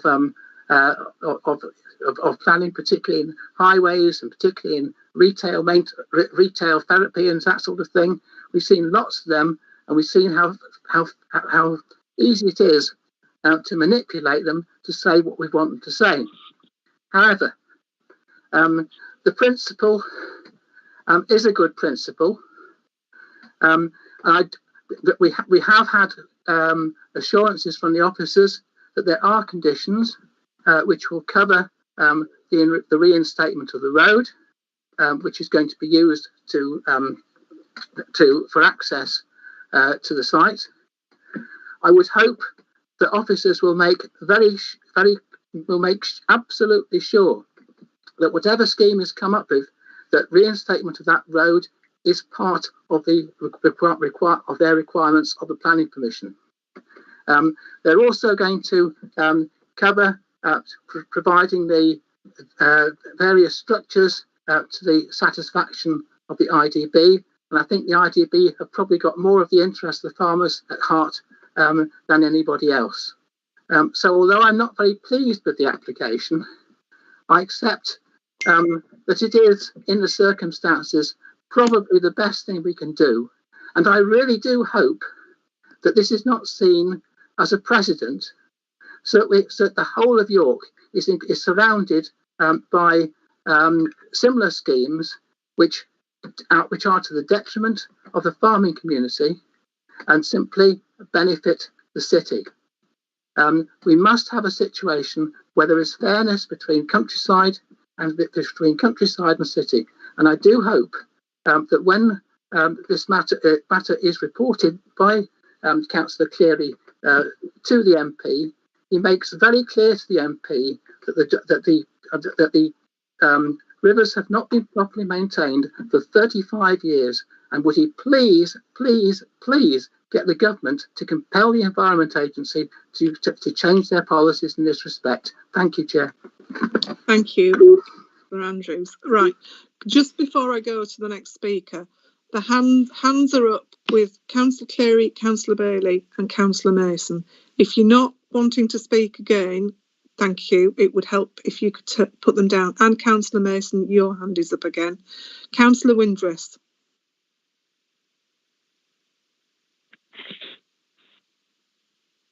Thank you, Madam Chairman. Firstly, can I say the Environment Agency is a taxpayer-funded quango, and the way they go about their business needs to change. They should be more courteous to the people who are affected by such applications. I will be supporting this application, but I'm with Councillor Cleary and other councillors on this. Thank you.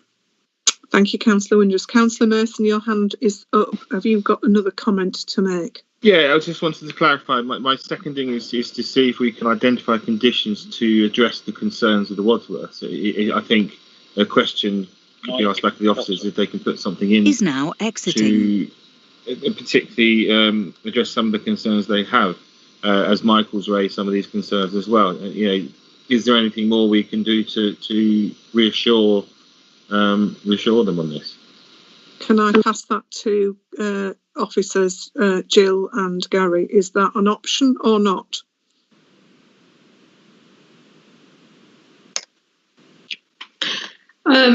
Chairman, I think in terms of, we can certainly look at the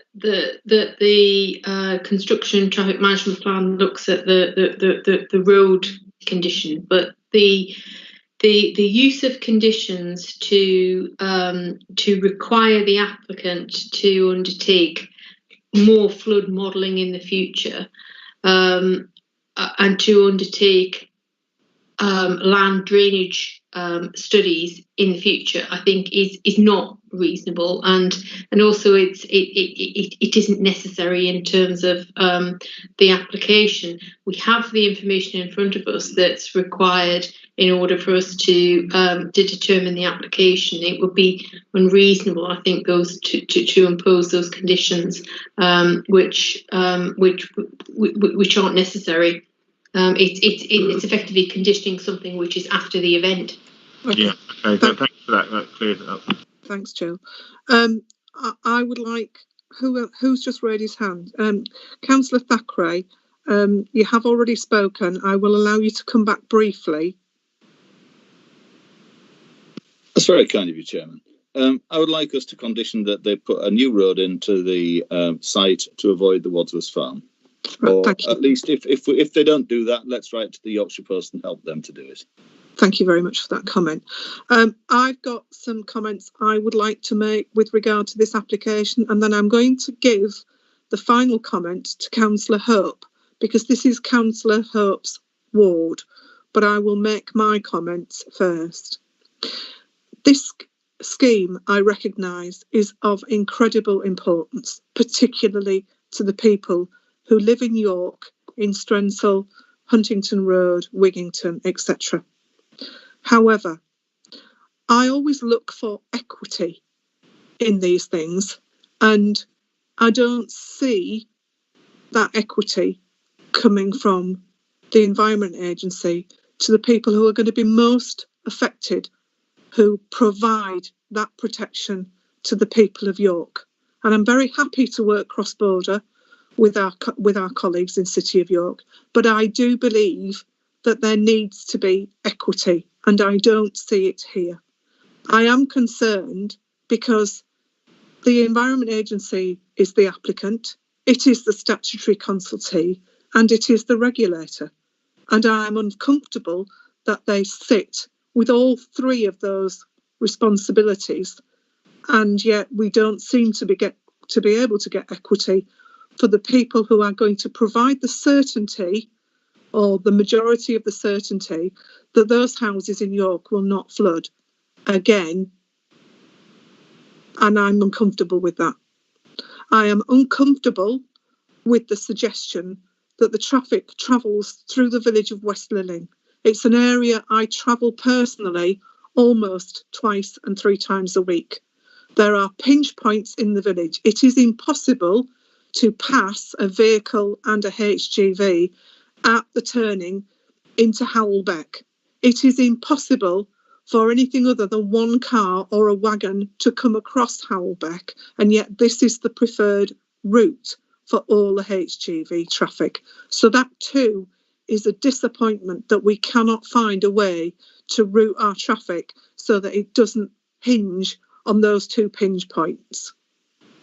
And whilst I will support this application, I will be writing to James Bevan, because I am really disappointed that the Environment Agency have treated the members of Ryedale District who are carrying the responsibility for this flood alleviation scheme in such a high-handed manner, and I'm very disappointed. You're a government body, you should be working with the people, and it's very, very disappointing. Councillor Hope, the floor is yours.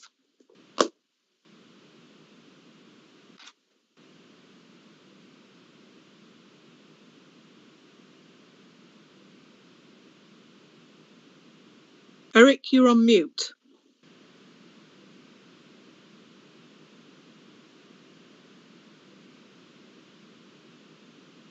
That better?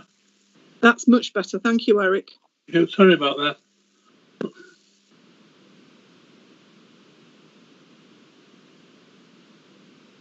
Yes, I'm very disappointed in the Environment Agency. They're not looking at the traffic one bit that you talked to them about it. No, yes, yeah, we'll look at that.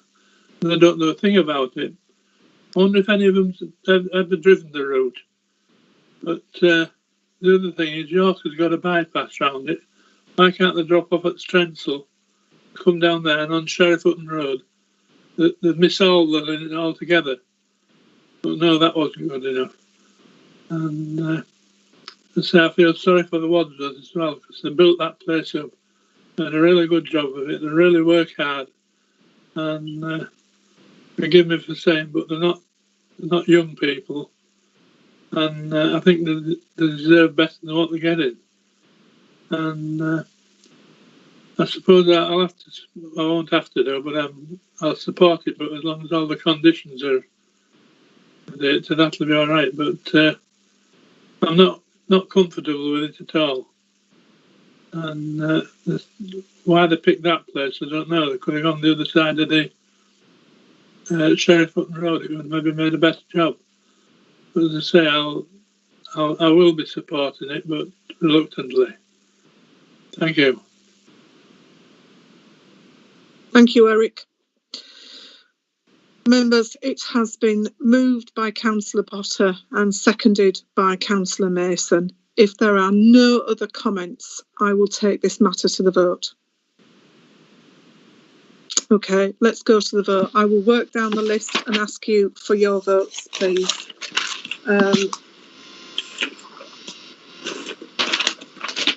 Councillor Andrews. Approval, Chair.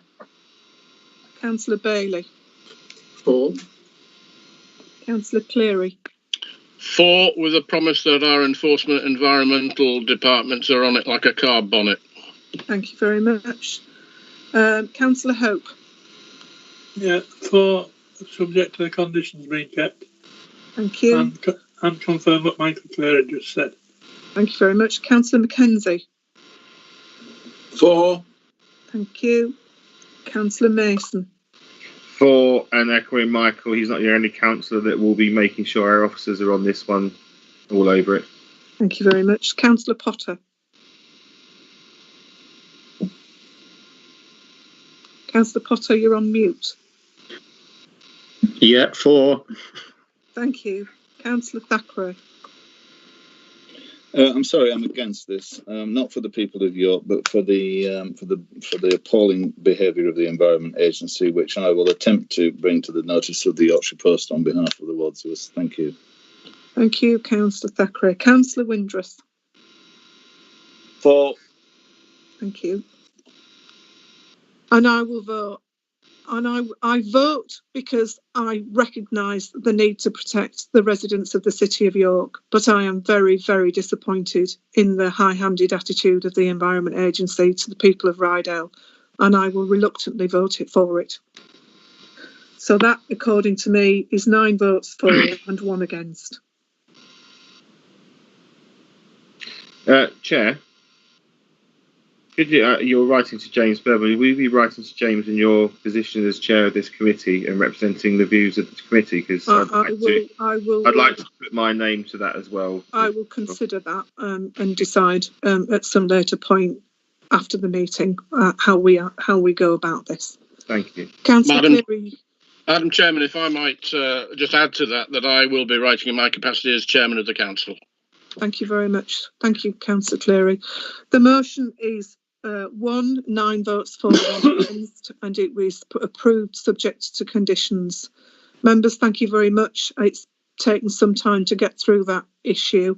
We now must move on to the other application of the evening, which is the second one on the agenda papers. Just bear with me a second because I just need to reorganise my paperwork. We're time for a comfort break. A 5-minute comfort break. Back at 8:15. That's okay. Councillor Cleary. Yes, Madam Chairman. You had your hand up. Oh, I'm sorry, I have lowered it. Sorry, thank you, Councillor Cleary. Okay, 5-minute comfort break, everybody.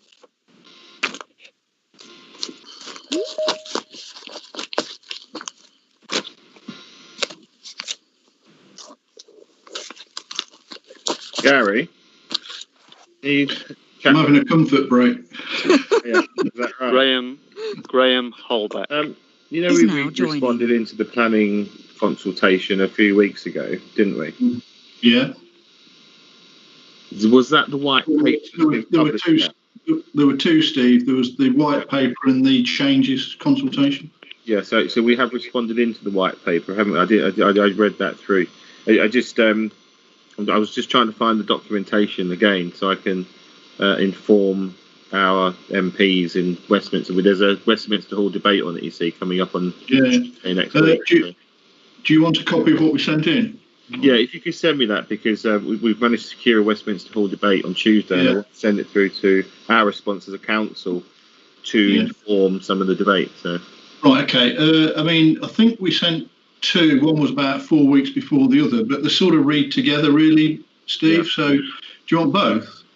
Yeah, send it across. I'll be putting it into the briefing anyway. But I'll just make a note so I don't forget. Thank you. Otherwise, that'll be the first thing that goes out of my head.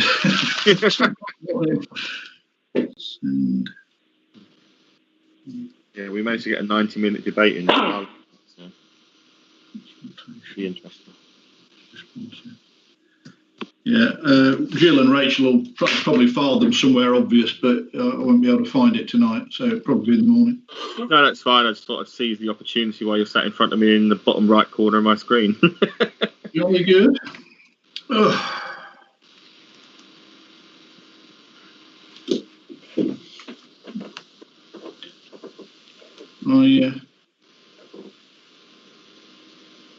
got to the bottom of why the agenda that had been posted last Tuesday didn't get there till today. They posted them second class with a small envelope. Yeah, you see my delight when all that turned up on my doorstep. Yeah. Well, it meant that officers were then. This was just a complete breakdown of communication between the support team and the post room. Yes. We flung them out, and we ended up driving round yesterday. You know? Yes. Well, that's what when I got home last night. Good lady wife. I know. And she goes, "This came to you." I was like, "Oh joy." Well, you've got a full week for the one next week now because we've dropped them off at the same time. I know. Gary, this is Paul Andrews. Could I just come in there and say it would help if your staff, when they sent out these agendas, would staple them together? Because I've had 3 agendas now, 2 of this meeting, but none of them have been stapled together. And right. Paul, is there a staple big enough, Paul? Paul, I take it on board, but how do you get a staple through 360 pages? It's impossible. I think that was part of the issue yesterday, was that they couldn't get it to staple. Point made, Paul. I'll see what we can do. It is possible to staple 2 or 3, staple them together in 2 or 3 lots. Mm. I must have got preferential treatment because I got a bulldog clip on one of mine. Whoa! You have got preferential treatment. Yeah, exactly. Yeah, although not that preferential when you get 400 pages the day before the meeting. And I got my full council agenda a day and a half before the meeting last week as well. Maybe we should be raising this. I have raised this issue. So hopefully it will resolve itself. Words have been spoken this afternoon. Just while you're on, I'm going to have to send my apologies for tomorrow now. We've had some work stuff come up tomorrow morning, and I'm not going to be able to make it to the site visit. Well, that's fine, Councillor Mason, because I didn't think I could make it to the site visit either, but I can now. So. Oh, okay, so that's good then. So sorry about that. I've got a meeting at 9:30. That's fine. Chair, I won't be there. I have sent my apologies in though. Thank you, Councillor Hope.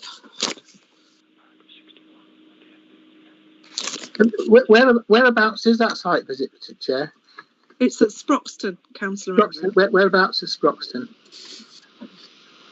Well, if you turn off from the main road, Councillor Andrews, turn right as you're coming from Moulton. You just carry on along that little lane, and it's almost where it sort of peters out. You won't miss it. Okay, thank you. Yeah, We are talking about down, Sproxton near Helmsley, Gary. Yes. Yes. So near Helmsley, Paul. Yeah. Right. So it's right. It's past the Oswald Kirk turn.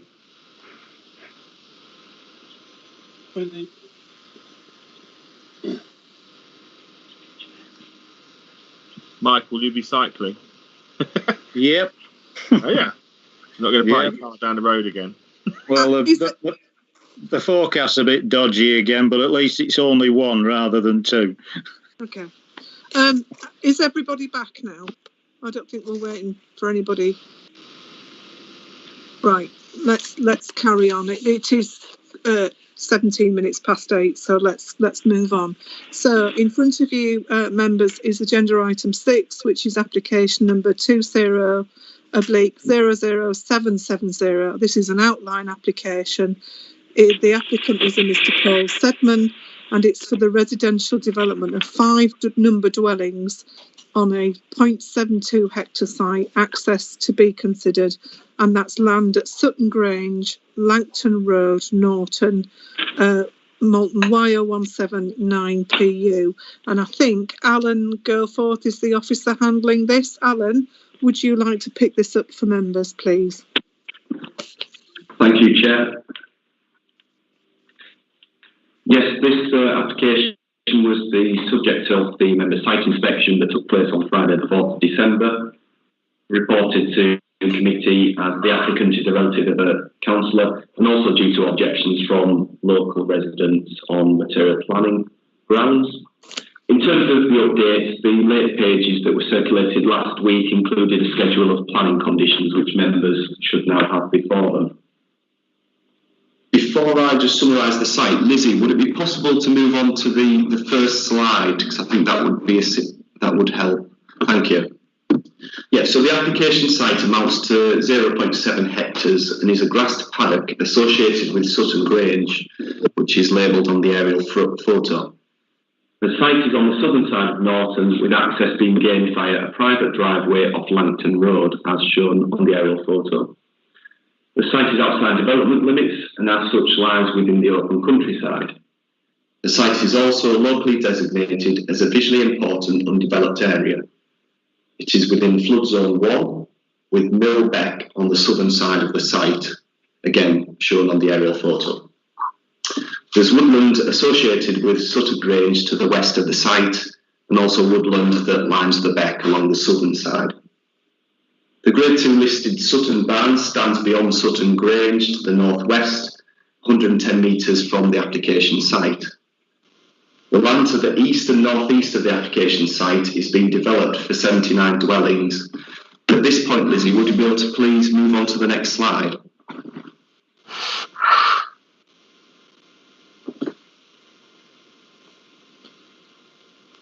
Thank you. The nearest properties are to the east of the application site, which is Springbeck Avenue, which have been completed. This aerial photo isn't as recent. It does show the site under construction, but as members who attended the site inspection will know, there are houses that are now on the eastern boundary of the application site. There's also a planning permission for 6 detached dwellings to the north of the driveway, to the northeast of Sutton Grange, as shown on the aerial photo. That permission has not yet been implemented. As a result, new housing will flank the access driveway to Sutton Grange. So moving on to the report as published, to summarise the main considerations within the appraisal section. In terms of the principle of the development, the proposal is not a form of development referred to in the relevant part of SP2. The adopted development plan does not identify self-build plots as part of the land allocations identified in the sites document, and does not provide specific policy support for self-build development in the open countryside. In this sense, the application is a departure from the development plan, although no objections have been raised to the principle of developing the land for residential use. The National Planning Policy Framework supports people wishing to commission or build their own homes, and the relevant legislation and national policy postdates the local plan strategy. That is referred to within the report and includes the legal definition of self-build property. There is currently no supply of grouped, purpose-provided self-build plots, and demand exists but is reliant on willing landowners and developers. The application site is on the edge of a principal town and is considered to be a sustainable location in terms of accessibility to services, which does align with the aims of policy SP1 and the settlement hierarchy.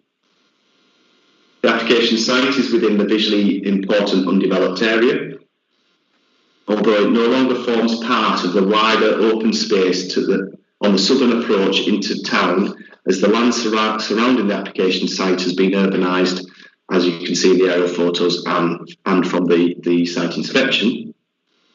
The tree-lined beck, which is a significant natural boundary feature, provides containment and screening of this parcel of land, and also provides separation from the open fields which form an undeveloped buffer in the wider VIUA between Langton Road and Welham Road. The topography of the site and the adjacent housing would screen this site from Langton Road. The development of this part of the VIUA would result in minimal loss or damage to the character and setting of the settlement and the way the wider VIUA is experienced. The proposed development would not depart from the form and setting of the town in accordance with policies SP16 and SP20. In terms of the impact on heritage, the application site would be a transitional area between the high-density volume house building to a low-density, more generous plots within the application site, as they are closer to the heritage assets. The scale massing and design intent, together with the woodland backdrop and the undeveloped paddock to be retained to the front of Sutton Grange, would ensure that it would not result in any more harm than the adjacent housing development. In terms of highways, the outline application does include the access, which has been confirmed as being appropriate to serve this number of dwellings, subject to improvements to widen the access and provide a passing place along the route. In terms of site drainage, a flood risk assessment would not normally be required given the size of the development and its location within flood zone 1, although a flood risk assessment has been provided in this case. It confirms that the surface water drainage would be to the adjacent watercourse at a restricted rate controlled by the swales, which would be provided on the eastern side of the application site. So in conclusion, the open countryside status of the land does mean that the proposal conflicts with policy SP2 of the development plan. The proposal would provide a small supply of self-build plots, which is consistent with national policy and would increase housing choice locally in accordance with development plan policy SP4. In this respect, national policy relating to the provision of self-built housing postdates the adoption of the development plan, and this weighs in favour of the proposal. The application site is in a sustainable location on the edge of a principal town and would not disrupt the settlement hierarchy and does not conflict with the broader aims of policy SP1. The site fits with the evolved form of this part of the town and would not appear as encroachment or urban creep into the open countryside. To emphasise, it is the specific circumstances relative to this site which presents an opportunity for a small grouping of purpose-provided self-built plots, which can be accommodated without having an unacceptable impact on the appearance of the landscape, visual amenity, or the character and form of this part of the settlement. On balance, these material considerations outweigh the disbenefits of departing from policy SP2, and it is therefore recommended that planning permission is granted subject to the 31 conditions as listed in the late pages. There are a number of photos which I will now run through, included in the PowerPoint. So obviously the aerial photos that have been shown on screen show the area before and after the commencement of the housing development adjacent to the site. So here you can see the location of the applicant's property, Sutton Grange, and the parcel of land forming the application site, which is enclosed by a dense band of woodland planting to the west and south of the application site. So moving on to the next slide, please, Lizzie. This is facing towards the entrance of the site, the access which forms part of the matters that are under consideration in this outline application. The proposal is that this entrance would be widened and the stone pillars and gates would be repositioned at the far end of the driveway to form the private access to Sutton Grange. Again, moving on to the next slide, this is taken from Langton Road, facing towards the application site. On the right hand side, you can just see part of Sutton Barn, the listed building, and you might, to the left of that, you might just be able to see the roof of Sutton Grange. But in front of you, where there's currently the construction compound, this is where frontage development in terms of new housing would be constructed, and this would screen the application site from the public highway. So moving on to the next slide, please, Lizzie. Thank you. So just visibility at the access, site entrance, just showing the footpath and the horse lane, which is referred to in the report. The Highways Authority have imposed standard conditions that will control the construction specification of this part of the works. Next slide, please, Lizzie. So facing out of the site, you can just see the orange flags on either side of the drive. Members saw this as part of the site inspection. These actually align with a wooden peg on the right-hand side and left-hand side of the stone pillars, which show where the splays would be widened at this part of the entrance.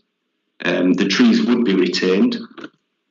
And then the next slide will be this is facing back into the site, and on the left-hand side, where there's the small tree, that would be where the passing place would be formed, which would result in the loss of that tree. Next slide, please, Lizzie. And this is at the far end of the driveway, just facing towards Sutton Grange. This would remain a private residency with its own gates, gated entrance at this point. Next slide, please. And from a similar position, but facing southeast into the application site, this is the area where the new access road into the site would be formed, which would loop around the left-hand side of the paddock, as you can see in that photo, on the eastern side of the site. This was taken last week at the site inspection. As you can see, the trees aren't in leaf. Just moving on to the next slide, please, Lizzie. Thank you. This is a photo taken earlier this year, which I've included a few just for comparison, just to illustrate the cover provided by the woodland planting when it's in leaf. And also on the left-hand side, you can see the new houses that have been constructed as part of the Keep Moat development on the adjacent land. Next slide, please, Lizzie. This is just facing east, southeast, and you might just be able to make out the pegs on the left-hand side of this photo, and to the left of those pegs is where the access road would run, and on the inside of those pegs would be the paddock, which would be retained as a standoff and area associated with Sutton Grange. Next slide, please, Lizzie. Again, you can just see that on that slide, you can see the pegs which mark the outside of the paddock that would be retained. And this is facing down what would be the access road, which would run along the field edge on the left-hand side. And at the bottom of the field is Millbeck, which runs and links up to the River Derwent. Next slide, please, Lizzie. This is taken facing west-northwest, back towards Sutton Grange. The land shown in this photo is the paddock that would be retained. It's the land that is actually outside of the red line application site. And in the hedgerow, you might just be able to make out the gate, the opening, which would provide the access for the occupants of Sutton Grange to access this area, separate from the new housing. Next slide, please. Again, this is just a photo just showing the site earlier in the year during summer, just to show the cover provided by the established woodland along the beck. And again, just panning round, this is facing southward, again just showing how much of the woodland provides screening, and it also forms a clear boundary from the rest of the VIUA. Next slide, please. Again, just panning round, facing back across the paddock that would be associated with Sutton Grange, just again to illustrate the established planting that does provide privacy for occupants of existing and proposed dwellings. And again, I think this might be one of the final slides, just facing back, just to illustrate how the development, the volume house building on the site to the east of the application site has progressed. A number of these are now occupied. And along this boundary which we're facing towards, this is where there would be a 5 to 10 metre wide landscape buffer provided to provide privacy for occupants of both sites. And the next slide, please, Lizzie. This is just facing back up from the beck along the eastern boundary, just looking at along the line of what would be the access road that would loop around the edge of the site to serve all 5 plots, which are on the western side of the site, the left-hand side of this photo. Next slide, if there is. Okay, so that concludes the presentation. Thank you, Chair. Thank you very much, Alan. Members, I will open it up for questions, but just before I do, can I just make the public aware that Councillor Burr is in the meeting. However, she's not able to be part of the meeting. She cannot make any comments, she cannot ask any questions, but I just say that in the interest of transparency. So thank you for that. I'll open it up for questions, please, members. Councillor Mackenzie. Yeah, thank you, Chair. Just one question. If memory serves me correctly, we refused keep mode quite recently, 19 further houses, and took them down to 6. Are there any implications if we approve this, or is that something completely different? I was just wondering what the keep mode reading of it would be, and if they're going to start asking for more houses, or if that can be clarified, please. Chairman, I'll try my best to answer that. If members can look at page 343 of the agenda papers, what you have there is the proposed scheme in relation to what was the larger of the appeal sites. Yep. Members all in possession of that drawing. In essence, the recent application was submitted to increase the numbers on that area next to the site where the builder's compound is at the moment. And originally, when that application was submitted, the developer wished to build on the open space that was in that area as well. which was an integral part of the appeal scheme, which we objected to and said, no, you can't do that. Ultimately, the application that then came forward to committee did have a slight increase in the numbers, where there were a slight increase in the number of 2 and 3 bedroom units on that site, but it wasn't a huge number. But it was part and parcel of what was a much higher density scheme taken as a whole. This scheme is very different to that, I think we would suggest, in the sense that it's a low density bespoke scheme with its own single point of access via the what would be a shared driveway to the existing house, Sutton Grange, and specifically aiming at what are larger plots with bespoke dwellings on them. So I don't think this actually sort of has any comeback. I can't imagine that Keepmoat would see this and suddenly think, well, there's a door opened because of this particular scheme, because it's a very different form of housing, really. Thank you for that. Thank you. Are there any other questions? Councillor Bailey. Thanks, Chair. I couldn't make the site visit, sadly. Two questions just for a bit of clarification. It is, when I'm looking at pages 343, Sutton Grange, which is the listed building? Is it the actual grey building that says Sutton Grange on it? And also, the VIUA, when was that designated? Alan, do you wish to answer those? I'm sure you. Yes, that's fine. Thank you, Councillor Bailey. The plan on page 343, the buildings outlined in grey is Sutton Grange, and that is the non-designated heritage asset. So not listed, but it is considered to be of some historic value. But on page 342, there is actually a plan which actually shows the buildings beyond Sutton Grange to the northwest, and that is the Grade 2 listed Sutton Barn.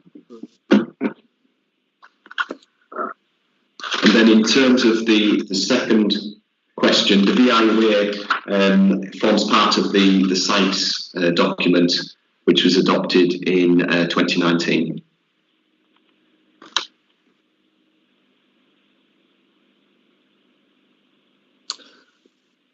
Thank you for that, Alan.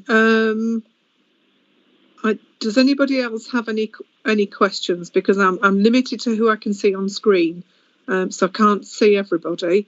Does anybody else have any questions? Chair, I believe there's a speaker for this item. Oh, you're right. Thank you so much. I do apologise. You're right. I've missed that. Forgive me. The speaker, I think, beg your pardon. It's Graham Holbeck, Chairman. Sorry? It's Thank you, Gary. Graham Holbeck from sorry, Mr. Holbeck, I do apologise. I've missed my list, reorganising my papers, so forgive me. Mr. Holbeck, do you want to speak? You have 3 minutes to address the committee, sir. Yes, can I just check that members can hear me okay? Yeah, I can hear you perfectly well. It's just I'm using a phone to dial in because I was having problems with the audio. So Please forgive my oversight. That's okay, that's okay. Thank you, Chair, and thank you to Alan for his comprehensive assessment. In our view, the key to this case is the consideration of the planning balance and the unique opportunity that this scheme presents to meet the demand for self-built housing within the district, addressing the requirements of the Self-Built Housing Act and paragraph 61 of the NPPF. The site lies at the southern edge of Norton and is considered to be a logical infill development. At Friday's site visit, members could see that the paddock will shortly be surrounded by development on 3 sides.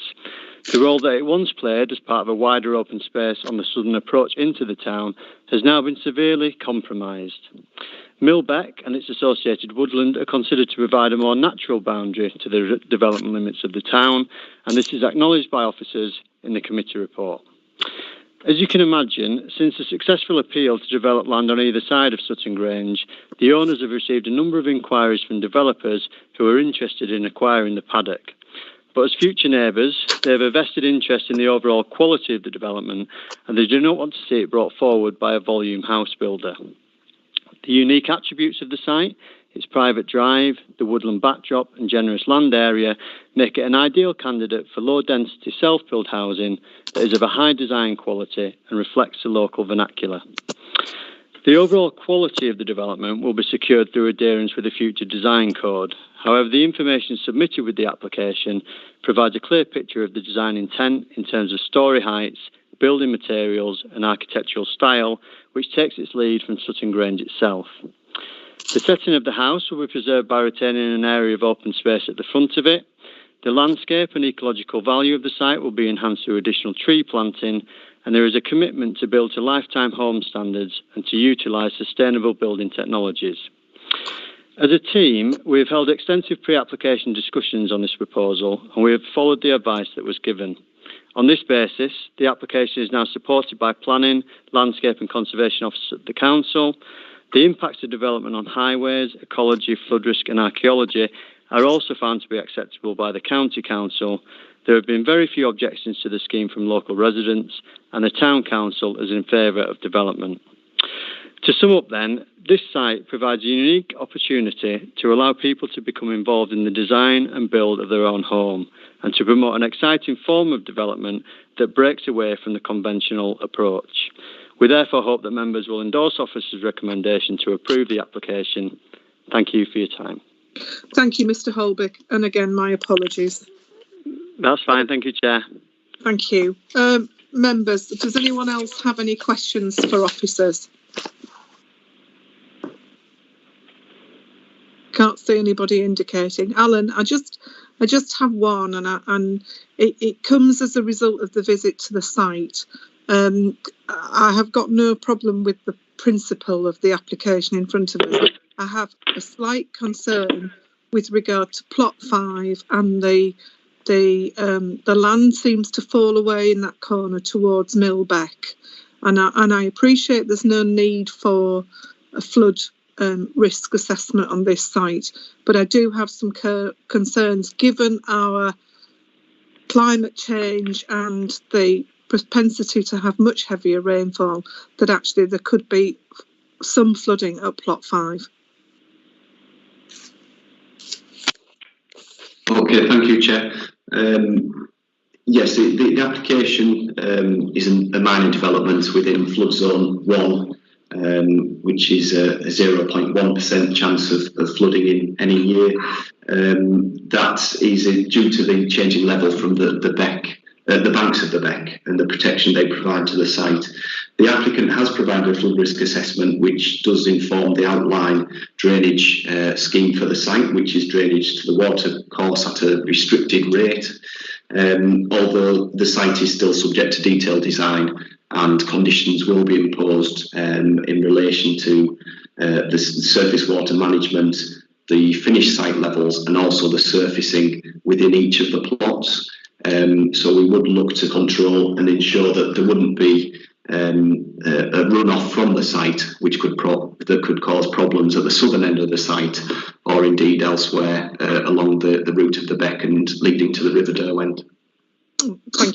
Thank you for that. So would that be subject to the condition if outline approval is gained tonight, or will it be subject to the condition on the building of whatever property went into plot 5? It would be a condition that would cover the entire development. So in terms of the individual plots, if permission is granted, the services and access roads would go in, and then there's also conditions that would control the individual plots in terms of the surface treatment within those plots. Well, the conditions were on the late papers, weren't they? Yes, that's right. Yeah. Thank you, Alan. Sorry, forgive me. Does any other member have any question? Okay, I'll open it up for debate. I'll go to Councillor Mackenzie, who is the local member. Councillor Mackenzie. Yeah, thank you, Chair. Firstly, Alan, thank you for a very comprehensive report and very useful site visit. It really helped to put everything into context. I've had a good look at this, as you might imagine, being in my ward. as has been stated, this proposed development will be surrounded by other developments. So it's not breaking away from a mould. I would certainly prefer 5 well thought out developments to it being covered with a keep moat style development. There is obviously a lot of thought gone into this application, and it would seem that all of the initial concerns have been answered with the widening of the entrance, the moving back of the gate posts, the passing place, the loss of only one tree, which didn't look particularly healthy anyway. So, having looked at it purely from a planning point of view, Graham Holbeck, I think it's the right thing to do in this area, and I would move to support the officers for approval. Thank you. Thank you, Councillor Mackenzie. Councillor Mason. Yeah, I think I'll echo John's point in this. I like the thought pattern that's gone into this application. It has, whilst it's putting more housing in to the area, which is a contentious issue in the area, as members have spoken against new housing in this area before, there is some thought gone into this. So it's not just that box housing that we're seeing in the picture next door. So more of these type of applications with a bit of thought behind them would be quite useful. Thank you, Councillor Mason. Councillor Potter. Yeah, thank you, Chair. Stand by one. Yeah, I find this really difficult because this authority can demonstrate an existing 5-year land supply. The application site's described as outside development limits. It's within the open countryside in a visually important undeveloped area and adjacent to and therefore impacting on a non-designated heritage asset and a Grade 2 listed building. So consequently, to support this application would drive a coach and horses through the local plan and sensible plan-led development generally. But unfortunately, a few years ago, a planning inspector already charged through with a whole wagon train. So the area is not in open countryside nor undeveloped any longer. And that's before we even get to the latest government planning white paper, which promises much more of the same. So it therefore appears that our hands are once again tied to approve this application for the small undeveloped island remaining, or to await refusal being overturned again on appeal. So given that, I can't support this, but on the other hand, the proposal is not unreasonable for what's there, but I feel I can't support it, but I won't be voting against it, so I'll let you guess which way I'm going. Thanks, Chair. Thank you, Councillor Potter. Councillor Bailey.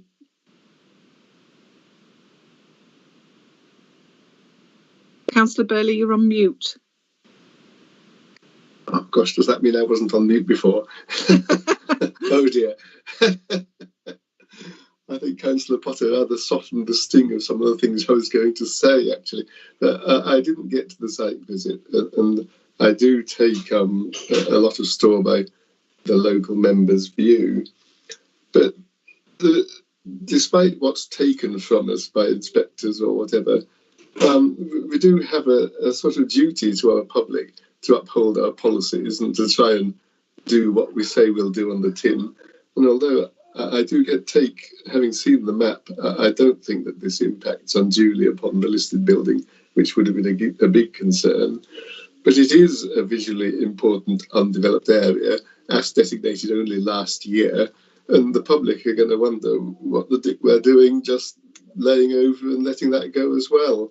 So I do think there's some serious questions. If this was somewhere else, how hard would we be wondering as to whether we should pass something in and forgive me for being a bit sore about the treatment of visually undeveloped areas in Ampleforth a little while ago. But it just makes us look a bunch of Charlies if we designate something as undeveloped and then develop it the year after. Well, what are we doing? So I'm a bit concerned about that, I have to say. I'll think about how I vote. Thank you, Councillor Burley. Councillor Andrews.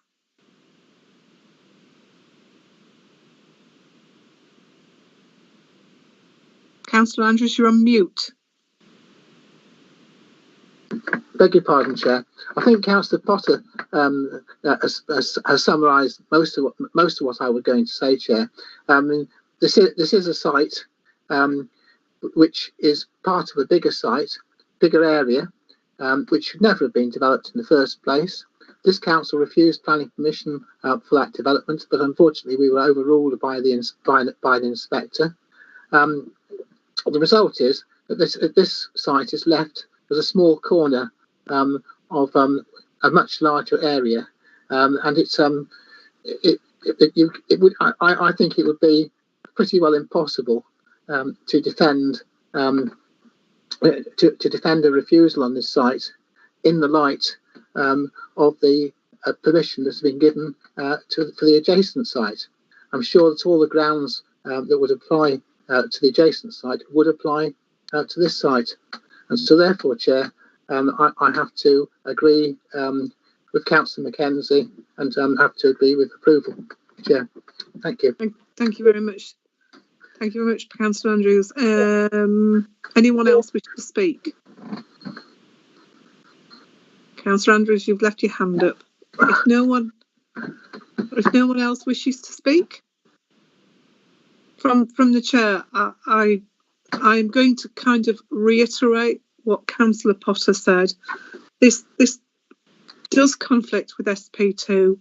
It was a visually important area, undeveloped area. It is disappointing. I take on board the fact that the planning inspectorate decided to run a coach and horses through our development plan. That's very disappointing. As a planning committee, I was very disappointed when that happened. But unfortunately, we are where we are.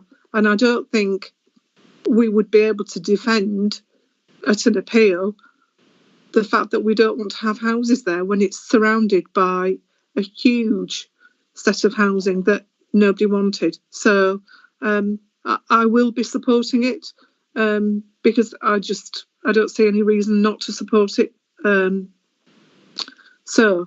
Has it been moved and seconded? Councillor Mackenzie, you moved it. I am happy to second it from the chair.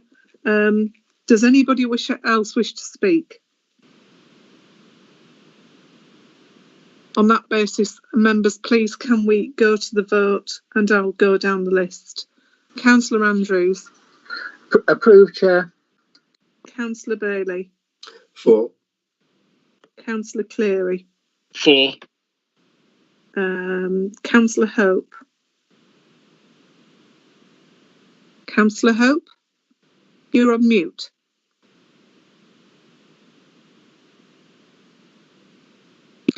I'll come back to Councillor Hope. No, I don't think it's in the meeting. Councillor Hope. I don't think it's in the meeting. Yeah. For. Thank you, Councillor Hope. Councillor Mackenzie. For. Thank you. Councillor Mason. For. Thank you. Councillor Potter. Abstain. Councillor Thackeray. For. Thank you. Councillor Windruss. For. And I will vote for as chairman, Councillor Goodrick. So that's 9 votes for and 1 abstention. So the application is carried. It is approved. Thank you very much, members. I don't think there is anything else on the agenda for us to consider this evening. Can I say to officers who have done both the site visits, thank you very, very much for all your hard work. It's much appreciated, I think, by all members of the committee. And thank you for this evening. And I will close the meeting at 20:54. Thank you very much, everybody. Thank you, Chairman. Thank you. Thank you, Madam Chairman. Good night. Thank you. Thank you very much. Good night. No. Night.